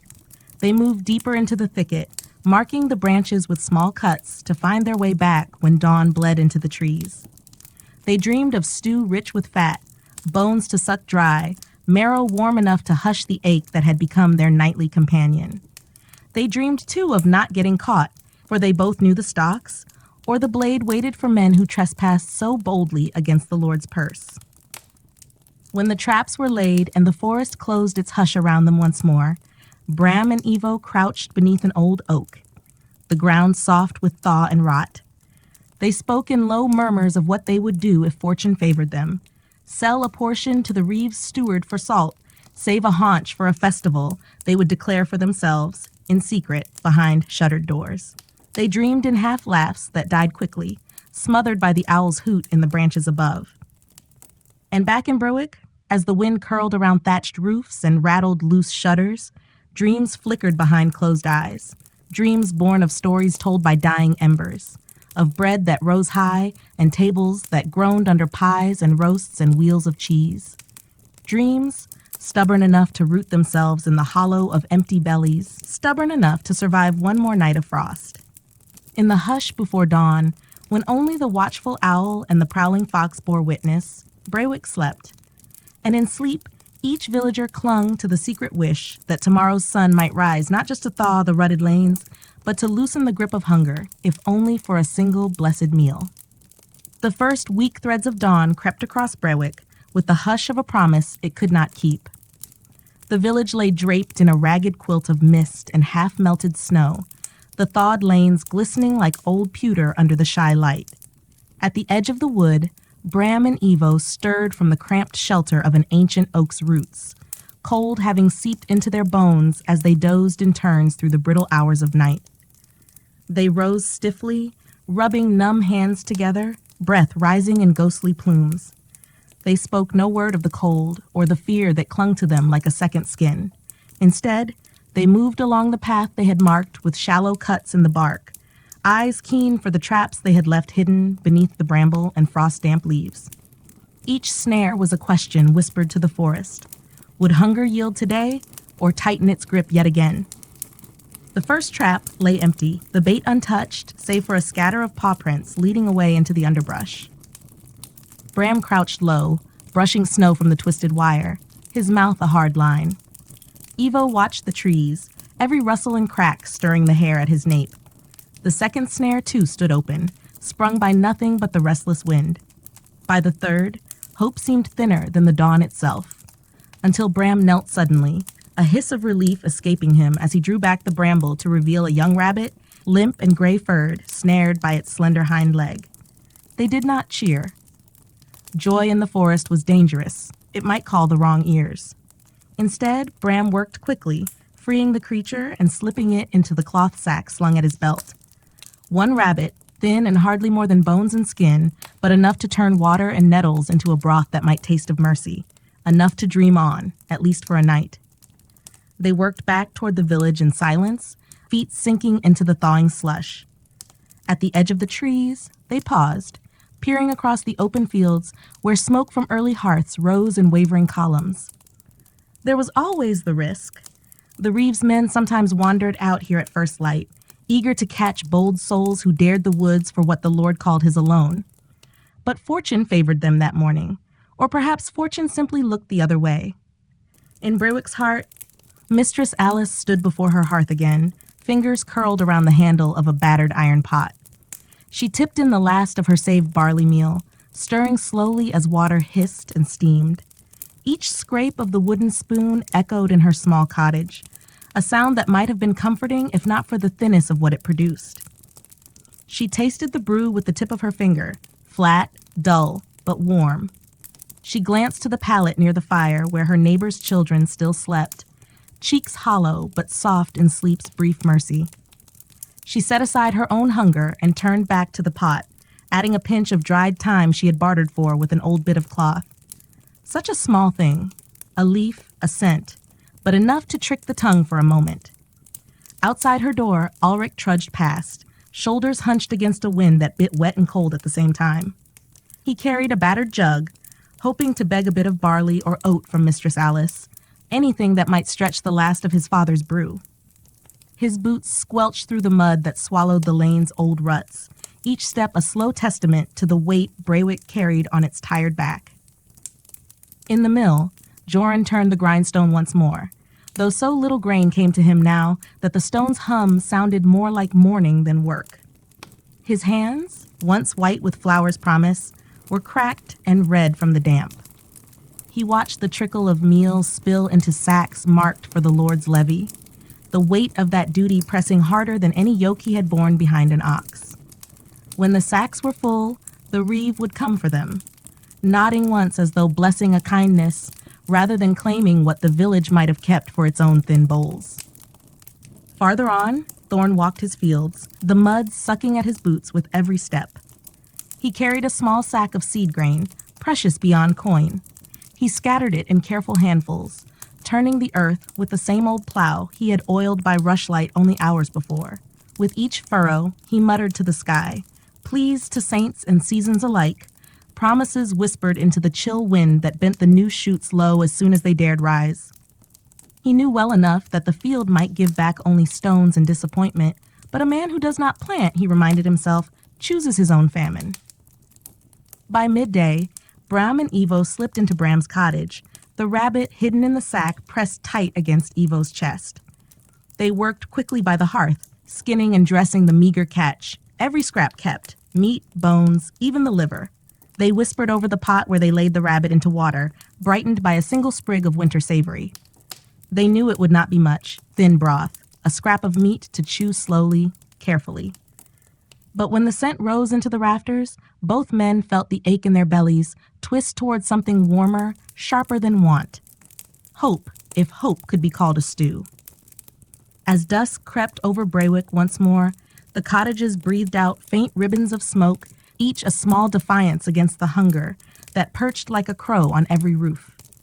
Mothers coaxed children to eat slowly, to let the thin broth linger on their tongues. Fathers muttered blessings over bread so stale it might crack a tooth. Old Marta in the alehouse pressed a fingertip into the bottom of her empty cup, tasting the ghost of ale, as if it might answer her whispered tales of feasts to come. And beneath it all, the hush of the village remained, soft and stubborn. In the lull between the crackle of hearths and the sigh of cold wind, Braywick dreamed on. One rabbit caught, a furrow turned, a pinch of thyme into barley water. Small mercies, small rebellions, yet enough, perhaps, to carry the village one night further from the edge of want, and closer to a spring that might yet remember how to feed the ones who kept dreaming, even when sleep brought no feast at all. Another day dawned over Braywick, beneath a sky heavy with the hush of an uncertain spring. The last patches of snow clung to the hedgerows like old memories that would not loosen their grip, even as rivulets of thaw trickled down to swell the muddy ruts that carved the village lanes. The air smelled of wet earth and smoke, of things both ending and beginning, though neither promised any sure reprieve. Within his small cottage, Thorn the plowman rose stiffly from his narrow bed, his knees protesting each slow bend as he pulled on his worn boots. Beside the hearth, his wife stirred the ashes back to life, coaxing flame from scraps of kindling. A pot hung over the embers, but its thin breath of steam told no tales of plenty, only another morning's brew of boiled roots and what leaf or bark she had found at the edge of the woods. Still, it was warm, and warmth was worth a whispered grace. Thorn stepped out into the chill dawn, pausing a moment on the threshold to watch the breath curl from his lips. His ox waited at the fence, ribs visible beneath the shag of its winter coat, the creature's head low, as though bowing to the same burdens its master bore. Thorn laid a rough hand on its flank, murmuring words meant more for himself than the beast, then led it out toward the fields where yesterday's furrows waited for the seed he scattered like hope across soil too long starved. Near the village green, Mistress Alice's door stood open to the pale light. She sat by her small table, bent over scraps of cloth and a basket of tangled thread. Once, she had baked more than enough for half of Braywick. Breads shaped like doves at Easter, pies fat with spiced pork for Michaelmas. But now her hands stitched and patched instead, trading small mending for morsels of meal or a pinch of salt. Her fingers moved with the same rhythm they once knew at the kneading board, though these days the cloth yielded no scent of yeast or oven heat, only the faint sour tang of old wool and worn linen. Now and again, a child would appear at her doorway, Emrys, or Lynette, or the blacksmith's boy, Hal, bearing a torn sleeve, a split seam, a cloak frayed to tatters by a winter longer than any of them could remember. Mistress Alice would smile, wave them in, set them by the hearth, and feed them whatever scraps she could spare. Today, it was Lynette who came, her eyes wide and shy as she held out her father's cap, the crown worn through where it had rubbed against plow and bramble alike. Alice took it with a soft, "There, there, dove," and set her needle dancing, while Lynette sat cross-legged on the rushes, nose near the fire, dreaming of barley cakes and honey that might have come in better years. Farther on, the alehouse door swung open and shut with the wind. Ulrich stood behind the battered counter, watching the small group of villagers gathered near the hearth, where a single log burned slow and low. The barrel in the corner was nearly empty, yet folk still came, drawn by the hope of a mouthful of bitter ale, or perhaps just the warmth of company when the nights pressed too close. Old Marta leaned on her stick by the flames, telling a tale of St. Bridget's table, where no man or woman ever left hungry, where bread multiplied at the touch of a saint's palm and ale flowed like the river in spring. No one truly believed her stories, not anymore. But they listened all the same, their eyes on the flames, their hands cupped around mugs that held more warmth than drink. Ulrich refilled a cup here and there, drawing out the last of the sour brew with a care that made him wince for each drop. He wondered, as he did each day, whether he might stretch the mash again, add more water, more time, though each new batch came weaker than the last, like a promise gone thin from too many retellings. By the mill, Joran hunched over his ledgers, scratching figures in the dim light that filtered through the open door. The grindstone sat still today. There was no grain left to turn, no sacks waiting by the threshold. Instead, he marked names and weights, debts owed to the Lord, dues that would come due again when the harvest broke ground. He thought of the wheel outside, the great creaking thing that had once sung with the rush of the stream. Now the thaw-fed water spun it idle, a hollow sound that made his heart ache for the days when the mill's hum was a promise of bread for all, not just the manor's pantry. Out at the edge of Braywick, Bram and Evo sat in the hush of Bram's cottage, a single rabbit bone scraped clean between them. They had boiled it twice over, sucked the marrow dry, then boiled it again to stretch the broth a little further. Now the bone lay on the hearthstone like a relic of small defiance. They spoke little, but each knew they would return to the woods soon, no matter the risk, for the ache in their bellies was louder than the reeve's threats or the Lord's decrees.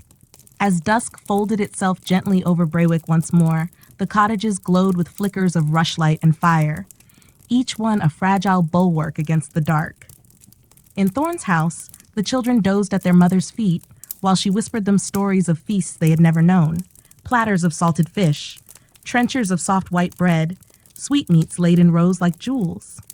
In Mistress Alice's cottage, Lynette left with her father's mended cap and half a barley cake hidden in her pocket, her steps light on the muddy lane. And in that hush between day's end and sleep's slow claim, Braywick dreamed, as it always did, of spring's green promise, of a wheel that might turn full again, of tables that would groan under the weight of pies and puddings, even if only in the soft folds of a child's slumber. Hunger had its grip, but hope, small, stubborn, stitched into every corner, held on just as fiercely, whispering that tomorrow might yet taste of something kinder than thin broth and borrowed stories. Morning broke over Braywick with a pale sun that did little to chase the damp from the thatch or the chill from the bones of those who stirred beneath it. Thin mist clung to the hollows and hedgerows, drifting between the cottages like a ghost reluctant to leave. In the soft hush of this reluctant dawn, a hush only broken by the caw of a single crow perched upon the chapel's crooked steeple, the village rose once more to greet hunger as an old, unwelcome companion. Near the green, the Reeves men gathered in the half-light, cloaks drawn tight and voices low as they spoke of the new levy. The Lord's decree had come again, grain to be collected for the manor's stores, a hedge against a season that showed no mercy for field or stomach. The men moved from door to door, knocking with gloved fists, marking chalk lines upon lintels to show whose turn it was to give and how much. Behind each door, mothers and fathers hid sacks beneath loose floorboards, tucked handfuls of meal into cloth bundles, whispered desperate prayers that their deceit would go unseen. In a narrow lane just beyond the green, young Emrys sat on the frozen step outside his grandmother's cottage, clutching a wooden bowl to his chest. Inside, his grandmother, old Mistress Geetha, stirred what little she had, a thin porridge that might stretch to feed them both if they ate slowly enough. She hummed as she stirred, voice soft and cracked with age, weaving a melody older than Braywick itself, older perhaps than the hunger that pressed at every door. Emrys listened with eyes half closed, the sound wrapping around the ache in his belly like a thin blanket that could not warm, but might at least soothe. When the porridge was ready, Geetha ladled it out carefully, leaving none clinging to the sides of the pot. They ate in silence, save for the soft scrape of spoon on wood. Each mouthful was held on the tongue as long as possible, each swallow a small prayer that the next might come sooner than the days usually allowed. Beyond the lane, at the edge of the village where the road turned to track and wound toward the forest's hush, Bram and Evo prepared to slip into the trees once more. The single rabbit had fed them for 2 nights, but the ache had returned stronger than ever, a reminder that the forest did not grant its gifts freely or often. They checked their snares, knots tightened, traps mended with careful hands. Evo's knife, a thin blade with a handle wrapped in cord, gleamed in the dawn. He tucked it away beneath his cloak, glancing once at the lane behind them where the Reeves men moved like crows pecking at scraps. Bram caught Evo's sleeve before they stepped into the trees, nodding toward the chapel where Father Cuthbert stood speaking with a woman who wept into her apron. They paused to watch, a habit born not of cruelty, but of the strange comfort found in knowing that all bore this weight together. The priest laid a hand on the woman's shoulder, murmured words that drifted away on the wind, useless to mend an empty larder or fill a cold pot. Even so, she nodded through her tears, clutching at the edge of his robe like it might yet shield her from the hard law of tithes and dues. Deeper in Braywick, Mistress Alice sat at her small table with Linnet by her side once more. The girl's hands were red with chill, her nails rimmed in dirt from digging near the hedgerow for early shoots of wild garlic and bitter cress. She laid her small harvest on the table, little more than a handful of tangled green, and watched as Alice washed each leaf in a chipped basin. Together they dropped the greens into a pot already set upon the hearth, the thin broth sighing as it swallowed the fragile promise of something fresh. Linnet's stomach rumbled loud enough that Alice hushed her with a soft touch to her hair, smoothing it back from her eyes with a tenderness that did not ask for thanks. In the ale house, Ulrich sat on an overturned cask, staring at the bare shelves behind the bar. He could hear old Marta's voice before he saw her, the scrape of her stick across the rush-strewn floor as she shuffled to her usual place by the hearth. She settled herself with a grunt and began her story anew. A tale of the old king's feast, where the boar's head came crowned with rosemary and apples, where trenchers were piled so high with spiced venison that even the dogs beneath the table left the bones untouched. A few men and women gathered to listen, drawn as much by the warmth of her voice as the warmth of the dying fire. Ulrich did not shush her, though he knew each word made the ache sharper. Better to taste feasts and stories than to forget such things could ever exist at all. As the day pressed on, the Reeves men finished their rounds. Chalk marks adorned half the village now, white lines that meant less food for tomorrow's pot, less grain to grind at Joran's weary mill. The miller himself stood at the wheel, turning it by hand to check the stone's edge, though no grain waited to test its bite. He wiped flour dust from his brow, remembering the smell of warm bread wafting through the lanes in better years, when Braywick's air was rich with the promise of harvests too plentiful to hoard. When dusk arrived, it did so gently, creeping into corners and thatch, softening the harsh lines the day had carved across every face. In Mistress Githa's cottage, Emrys dozed by the hearth, the last warmth of the ashes brushing his cheek. Mistress Alice wrapped Linnet in her old shawl before sending her home with a small cloth parcel, no more than a wedge of boiled root and a crust, yet enough to hush the growl of an empty belly for a while. In the hush that settled over Braywick once more, Hope flickered like rushlight flame, faint but stubborn. A child's bowl scraped clean, a hidden snare in the woods, a handful of wild greens to brighten thin broth. Small things, but each a promise whispered into the dark, that tomorrow, too, the village would rise, would stitch and stir and snare and scrape, would cling to its thin, stubborn dream that one day the wheel might turn back to plenty, and hunger would drift away like the mist at dawn. When the sun rose again over Braywick, it rose into a sky the color of tarnished pewter, heavy with the scent of rain yet to come. The wind carried the damp smell of thawed earth and old smoke through the village lanes, teasing the edges of thatched roofs and lifting the tattered corners of cloaks as folk trudged about their quiet tasks. There was a hush to the morning that felt almost expectant, though few dared hope it would bring more than another day of scraping by. Near the chapel, Father Cuthbert moved between cottages with his satchel slung across one shoulder, his breath clouding in the raw air. He carried no coin, no bread to give, only blessings and words worn thin with use. He knocked softly at each door, offering prayers for the sick and the hungry, pressing a dry palm to furrowed brows and chapped hands. Most folk thanked him with a weary nod, though their eyes drifted to the satchel, as if hoping it might conceal a miracle. A sack of grain, a wedge of cheese, something more nourishing than promises whispered in Latin beneath a drafty roof. At the mill, Joran sat on the worn step just outside the door, a dull blade balanced across his knees. He worked at it with a whetstone, the scrape of steel carrying down the muddy lane. With no grain to grind, he had turned to mending the tools that others brought him. A cracked sickle, a chipped spade, the dull blade of a hay knife. It was honest work, and it earned him small trade, a bowl of thin pottage, a handful of withered turnips, a twist of salt if he was fortunate. He took each in trade without complaint, though inside he felt the weight of the silent wheel pressing against his ribs like a stone. A mill should turn, he thought, its hum a promise of bread for every hearth. Now, the wheel turned only in his mind. At the edge of the green, Thorne's children, 3 of them, bright-eyed despite the hollows in their cheeks, trudged through the thawed mud in search of something, anything, to ease the pinch in their bellies. The eldest, a boy named Ewan, carried a wicker basket tucked under his arm. They combed the hedgerow for early shoots, found a patch of nettles near the old stone wall, and gathered them with careful fingers, mindful of the sting. Beside him, his younger sister Rian spotted a single mushroom beneath the bramble, small, damp, and pale as a ghost. She plucked it with a grin that made Ewan's chest tighten. One mushroom would not fill a pot, but he praised her all the same, ruffling her hair as though she had brought him a prize fit for a king's feast. Not far away, Mistress Alice tended her small patch of earth behind her cottage. The ground was cold, the soil stubborn, but she pushed a stick into the softened edge of the garden, turning the dirt where she could.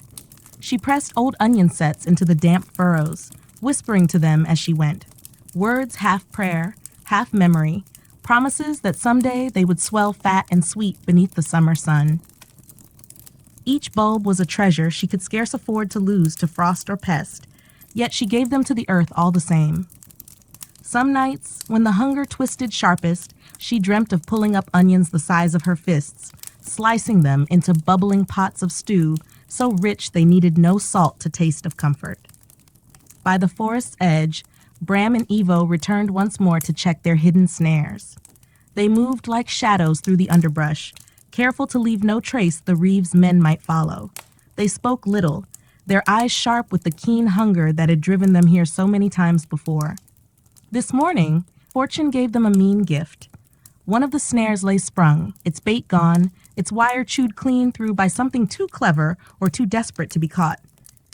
The other snare held a single bird, a thrush, scrawny but enough to turn water into broth. Bram's fingers worked quick and sure, freeing the catch before Evo wrapped it in his cloak. They would boil it with wild garlic, maybe a handful of nettles if the children were lucky in their foraging. Small mercies, but mercies all the same. Back at the alehouse, Ulrich scrubbed the counter with an old rag, though no customers came yet to warm the benches or listen to old Marta's tales. She sat by the hearth regardless, bent over her stick, mumbling the same story she always told when the air smelled of wet earth and thaw. She spoke of a time when Brewick's lanes rang with the call of the peddler's bell, when traders came with sacks of spice, dried figs, and wheels of hard cheese wrapped in waxed cloth. She told of meat pies sold hot from carts, of cider so sweet it stung the tongue. Ulrich listened with half an ear as he worked, letting her words drift around him like smoke, knowing they did little but ease the ache of an empty morning. By dusk, the wind carried a soft drizzle across the village, and Brewick huddled close to its hearths.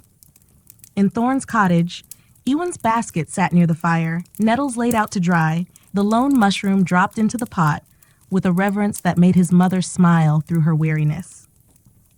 Mistress Alice knelt by her hearth too, whispering to her small onion furrows even as the rain spattered against the shutters. Bram and Evo shared the thrush with their families, careful to make each strip of meat stretch across as many mouths as possible. And in that gentle hush that fell between the drip of rain and the sigh of the hearth, Brewick clung to its slender hope. In thin broth and hidden bulbs, in stung fingers and small baskets, in the soft tales spun by an old woman who remembered feasts no one else had seen. Hope held fast, stitched into each quiet breath, fragile as a bird's wing, but stubborn enough to beat against the dark, promising that tomorrow might yet come with one more taste, one more story, one more chance to dream of a table laid heavy with all the things they hungered for most. When the rains of mid-autumn fell softly upon the crooked roofs of Hathershall, the village took on a gloom both weary and enduring. In the hearths of humble cottages, small flames flickered over low stalks of firewood, and villagers sat close together, hunched in their cloaks, sharing meager bowls of barley pottage. In these days, food was no longer simply scarce. It had become a quiet test of the people's will, binding them in mutual hunger and in tales whispered to distract from the gnawing emptiness in their bellies. Within one such cottage sat Edith, a widow whose fingers trembled as she stirred the pot above her hearth. She had 3 children, all thin and sunken of cheek, their eyes wide as they waited for a supper that would never quite fill them. The barley was stretched with water, and the broth held but a ghost of onion and a shred of salted pork bone that had been boiled thrice over. Yet Edith's voice, warm and low, spun stories as she stirred, of better days she herself had never known, and of feasts told in the old ballads that her own grandmother had sung when the wind howled through the thatch. Outside, the villagers spoke in cautious murmurs about how the harvest had failed in neighboring shires. The miller's grain sacks had grown thin, and each family counted its dwindling stores with anxious hearts. But for now, they pressed together in small gatherings, sharing what they could, a crust of black rye, a sip of ale gone sour, and in their sharing found a sliver of comfort. They spoke, too, of traveling merchants who brought tales of distant towns faring little better. Even nobles in their keeps were said to salt and ration with more care than pride would admit. One crisp morning, a figure arrived in Hathershall. A peddler named Oswin, his cart creaking behind him, laden with pots, trinkets, and the promise of goods unseen for months. Children trailed after him as he passed, hoping for sweetmeats or spices, but Oswin offered nothing freely. Instead, he bartered harshly, exchanging a twist of coarse salt or a scrap of dried herring for wool or beeswax or old iron nails. His eyes flickered always to the sacks of grain hidden beneath cloaks, the hens clutched tightly beneath arms, and he would smile, his teeth brown, as he weighed each deal. That night, Oswin lodged with Edith, paying for her hearth with a promise of pepper, just a pinch to flavor her pottage. She let him sleep by the embers, while her children curled beside her on the rushes.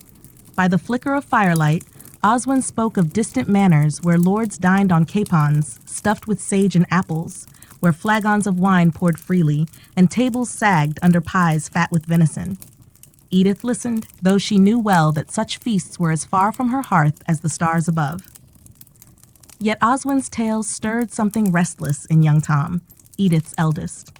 The boy lay awake long after the peddler's snores had begun, staring at the shadows on the rafters. He dreamed of rich kitchens, of buttery pastries and sweetmeats dusted in sugar finer than snow.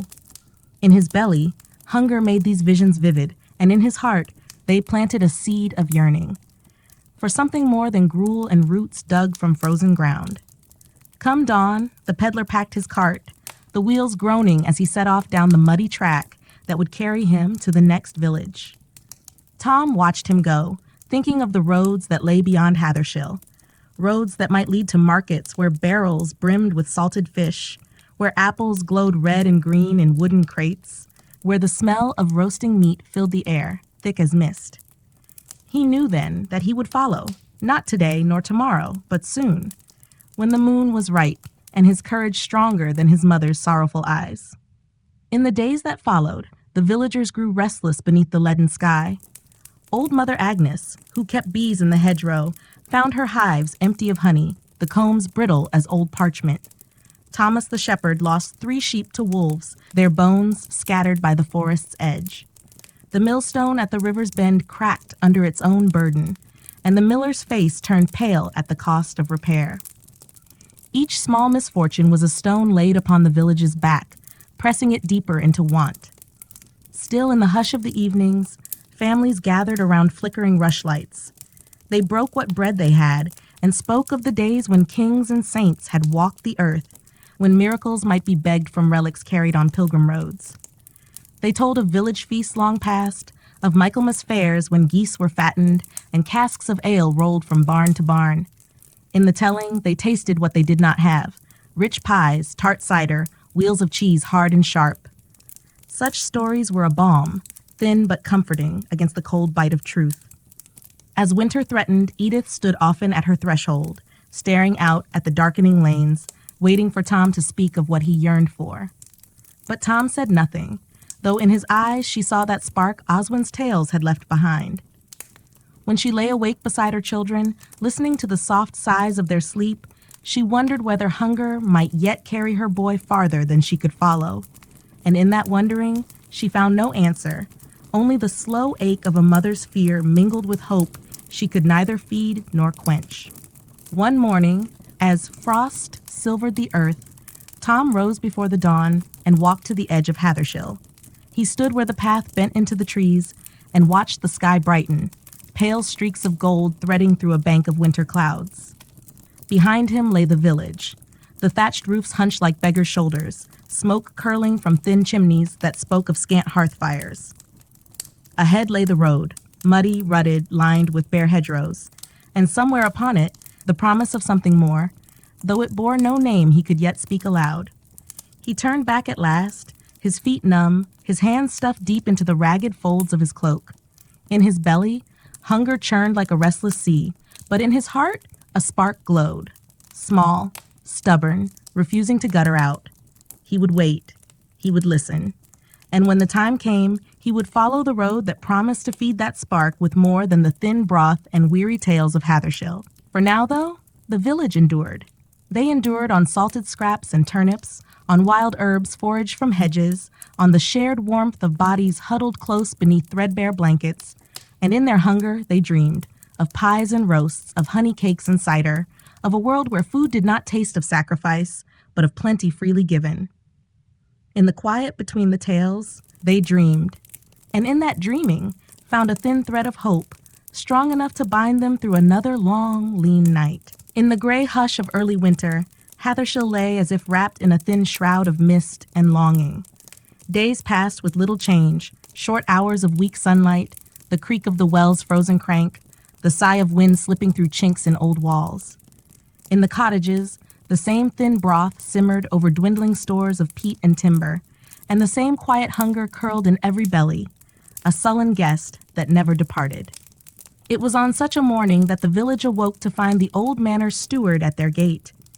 His horse stood steaming in the cold, and his cloak was lined with wolf fur, though the man himself looked none too warm within it.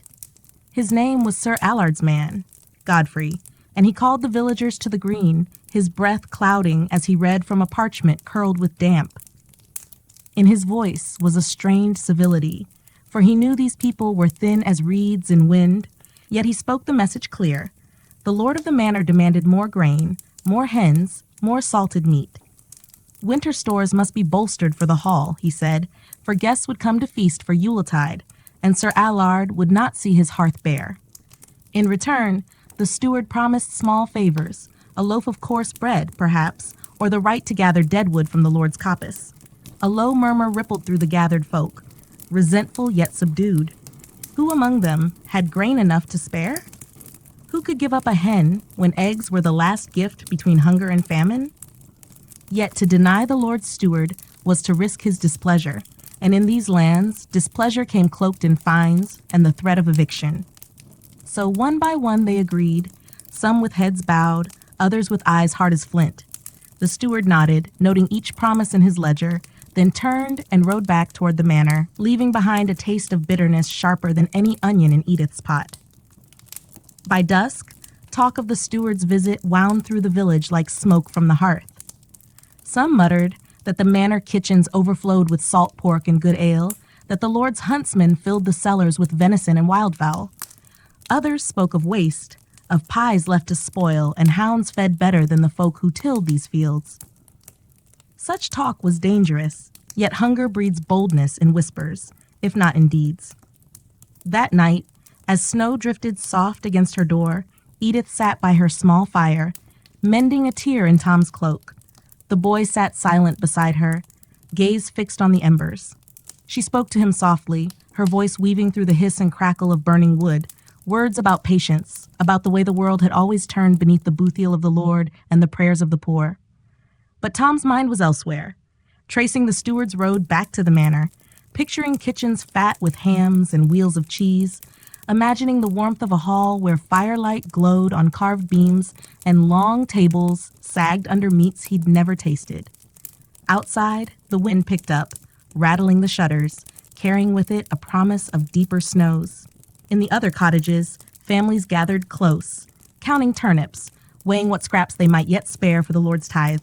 Some tried to joke that maybe Sir Allard would send scraps in return, a bone or two for the broth pot. But such jests fell flat, for none could recall a time when the manor's bounty trickled down in any shape but tax or command. The next day, Tom rose before dawn again, slipping out before Edith's weary eyes opened. He took the long path toward the edge of the woods, where the boundary stones marked the line between village land and the Lord's preserve.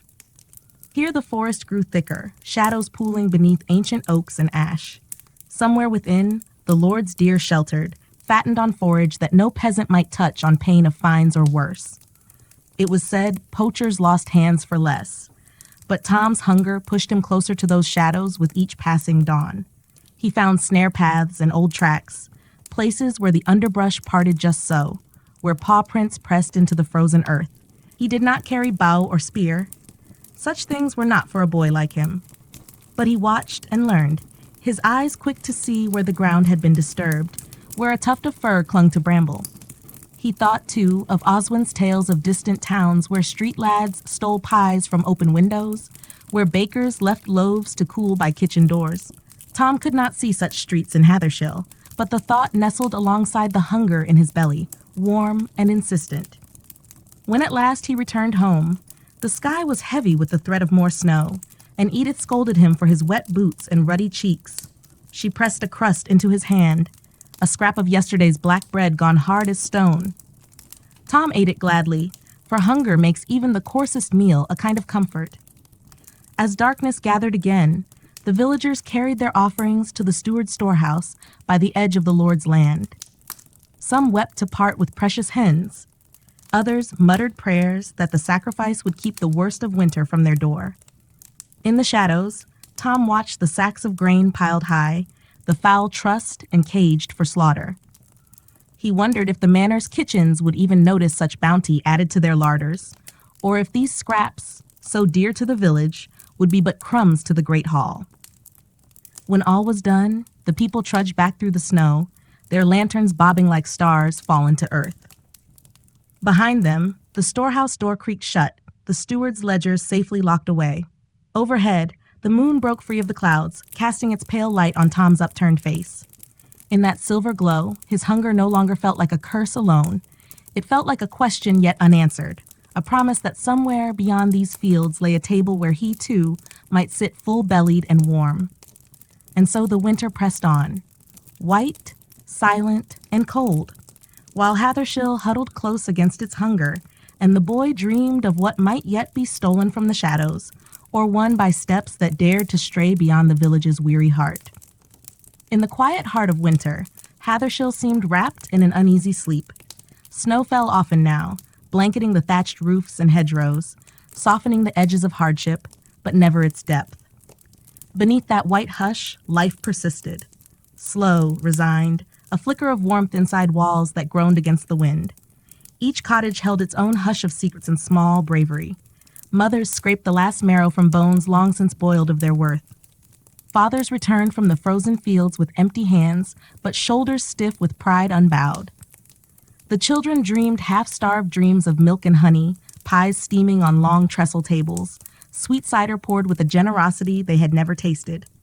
Tom, for his part, dreamed more vividly than the rest.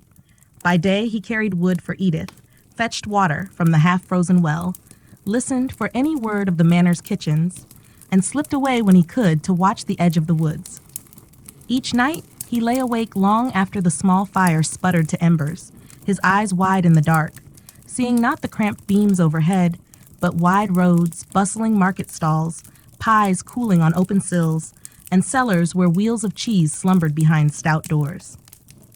One evening, when the moon was new and the wind screamed over the roofs like a scorned spirit, Tom rose silently and gathered the few things he might claim as his own. A bit of coarse cloth for warmth, a rusty knife, a crust saved from supper, though it was hardly more than a promise of bread. He stood over Edith and his siblings, their faces soft with the sleep of the hungry.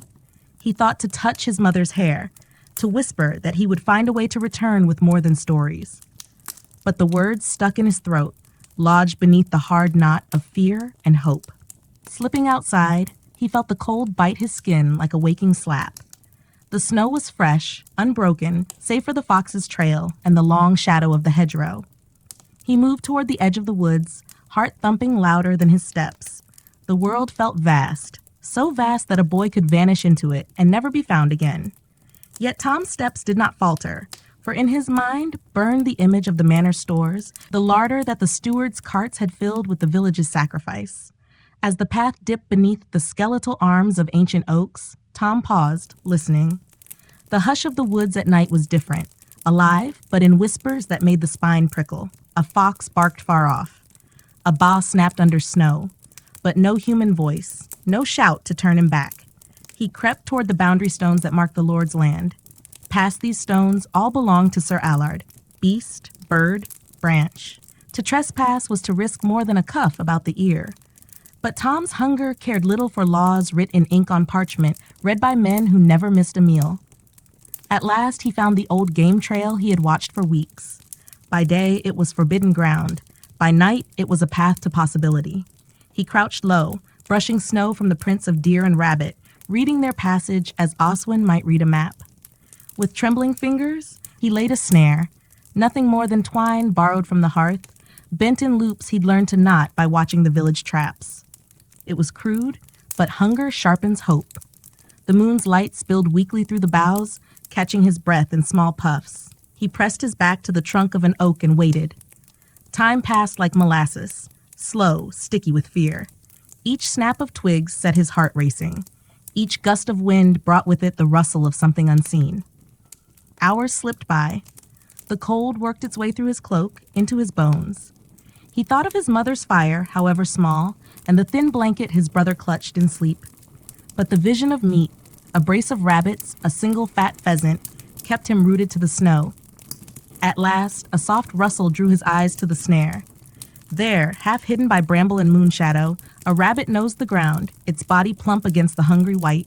Tom held his breath as the creature crept closer, its paws delicate as lace on snow. It paused, ears flicking, then stepped into the loop. The snap of the twine was louder than thunder in the hush. The rabbit thrashed, eyes wide with fear, but Tom leapt forward, heart hammering so wildly he thought it might burst. With trembling hands, he grasped the creature, the knife flashing in the moonlight. His breath caught in his throat. He had never killed anything larger than a rat that stole crumbs from the larder. But hunger is a teacher, cruel and patient. When it was done, he sat in the snow, the small body heavy and warm in his hands. A prayer formed on his lips, half apology, half thanksgiving. Then he rose, cradling the prize close. The road back felt longer than before. each step crunching through snow that threatened to betray him with its loud complaint. As he reached the edge of the village, the moon dipped behind a bank of cloud, and Tom moved like a ghost through the lanes.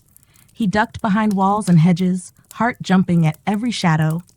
By the time he slipped through Edith's door, the fire was near ash. He knelt beside it, laid the rabbit down, and listened to the soft breathing of his family. In the dark, he could not see the future, whether this small success might lead him to the manor's kitchens or only to the gallows if caught. But as he warmed his stiff fingers over the ember's glow, he felt for the first time that he had stolen something back from the world that had so long stolen from them. And though the snow still fell and the wind still howled, the boy sat beside his rabbit, dreaming of a stew that might taste, for one fleeting supper, of hope richer than any lord's banquet. When dawn broke over Hathershill the next morning, the snow had drifted high against the cottage walls, burying doorsteps and hedges alike beneath its cold hush. Within Edith's cottage, the hearth glowed with new life, a thin flame coaxed from the embers Tom had guarded through the restless night. The rabbit, dressed and cleaned with the care of a boy who knew its worth down to the marrow, lay ready upon the wooden board beside a cracked clay pot. Edith woke to the faint smell of meat, a smell so rare in their home that for a moment she thought herself still dreaming, safe in some distant season when her husband's traps came home heavy with hares and grouse. But when her eyes opened, there was Tom, pale and hollow-eyed from his night's vigil, yet wearing a small, fierce smile she could not read. He did not tell her where the rabbit had come from, though the snare and the shadow of the Lord's preserve clung to him like frost. She did not ask. In this quiet pact lay the oldest bargain between hunger and love, to look away from questions that could bring more grief than comfort. Instead, she only laid her hand on his head, smoothing the straw of his hair with fingers that trembled as much with relief as with fear. Together, they set the pot to boil, adding the last onions from the braided rope that hung by the chimney, the smallest handful of barley, a pinch of salt kept hidden in a twist of cloth.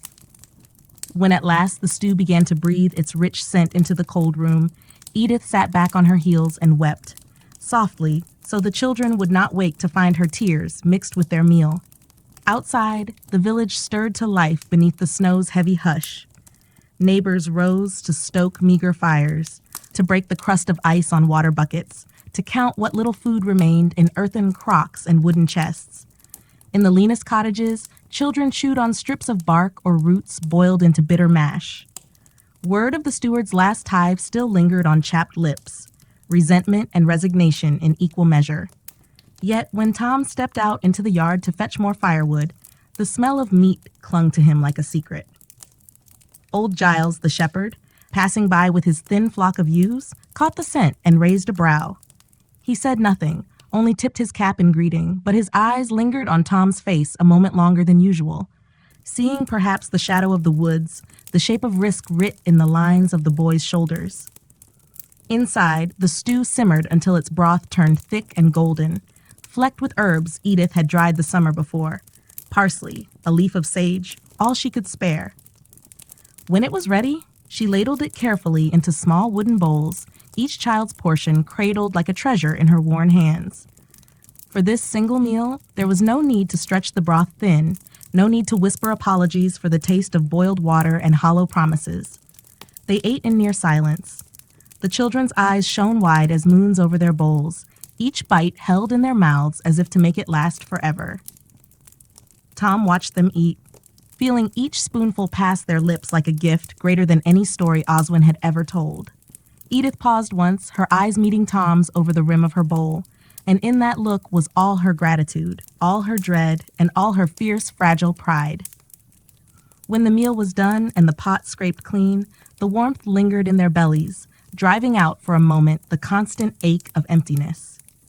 The youngest child, Elsie, curled beside the hearth and fell asleep with a contented sigh.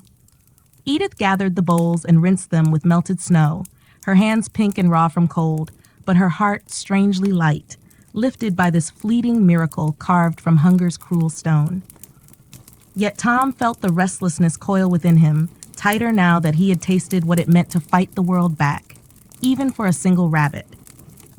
As dusk slipped through the crooked shutters once more, he stood by the window and watched the village settle into its nightly hush. He saw the thin curl of smoke from old Giles's hearth, the glow of lanterns behind tattered curtains, the small, stubborn signs of life pressing on through winter's teeth. He knew the manor's larder still lay full beyond the woods. Knew, too, that men had lost hands and heads for poaching less than he had taken. But in his belly the stew's warmth glowed like an ember, feeding a thought he could not quiet, that he might go again, snare set deeper, steps quieter, hands steadier. That somewhere beyond fear lay a kind of freedom, paid for not with coin or labor, but with nerve and cunning and the desperate courage of the hungry. When Edith called him to his blanket beside the hearth, he lay down without a word, listening to the sigh of the wind against the door, the crackle of the last log burning low. He dreamed of paths through the snow, of footprints hidden beneath new drifts, of warm kitchens behind thick oak doors, of stolen meat and stolen chances, and the promise, however slim, that someday he might return not with one small rabbit, but with enough to see them through the longest winter.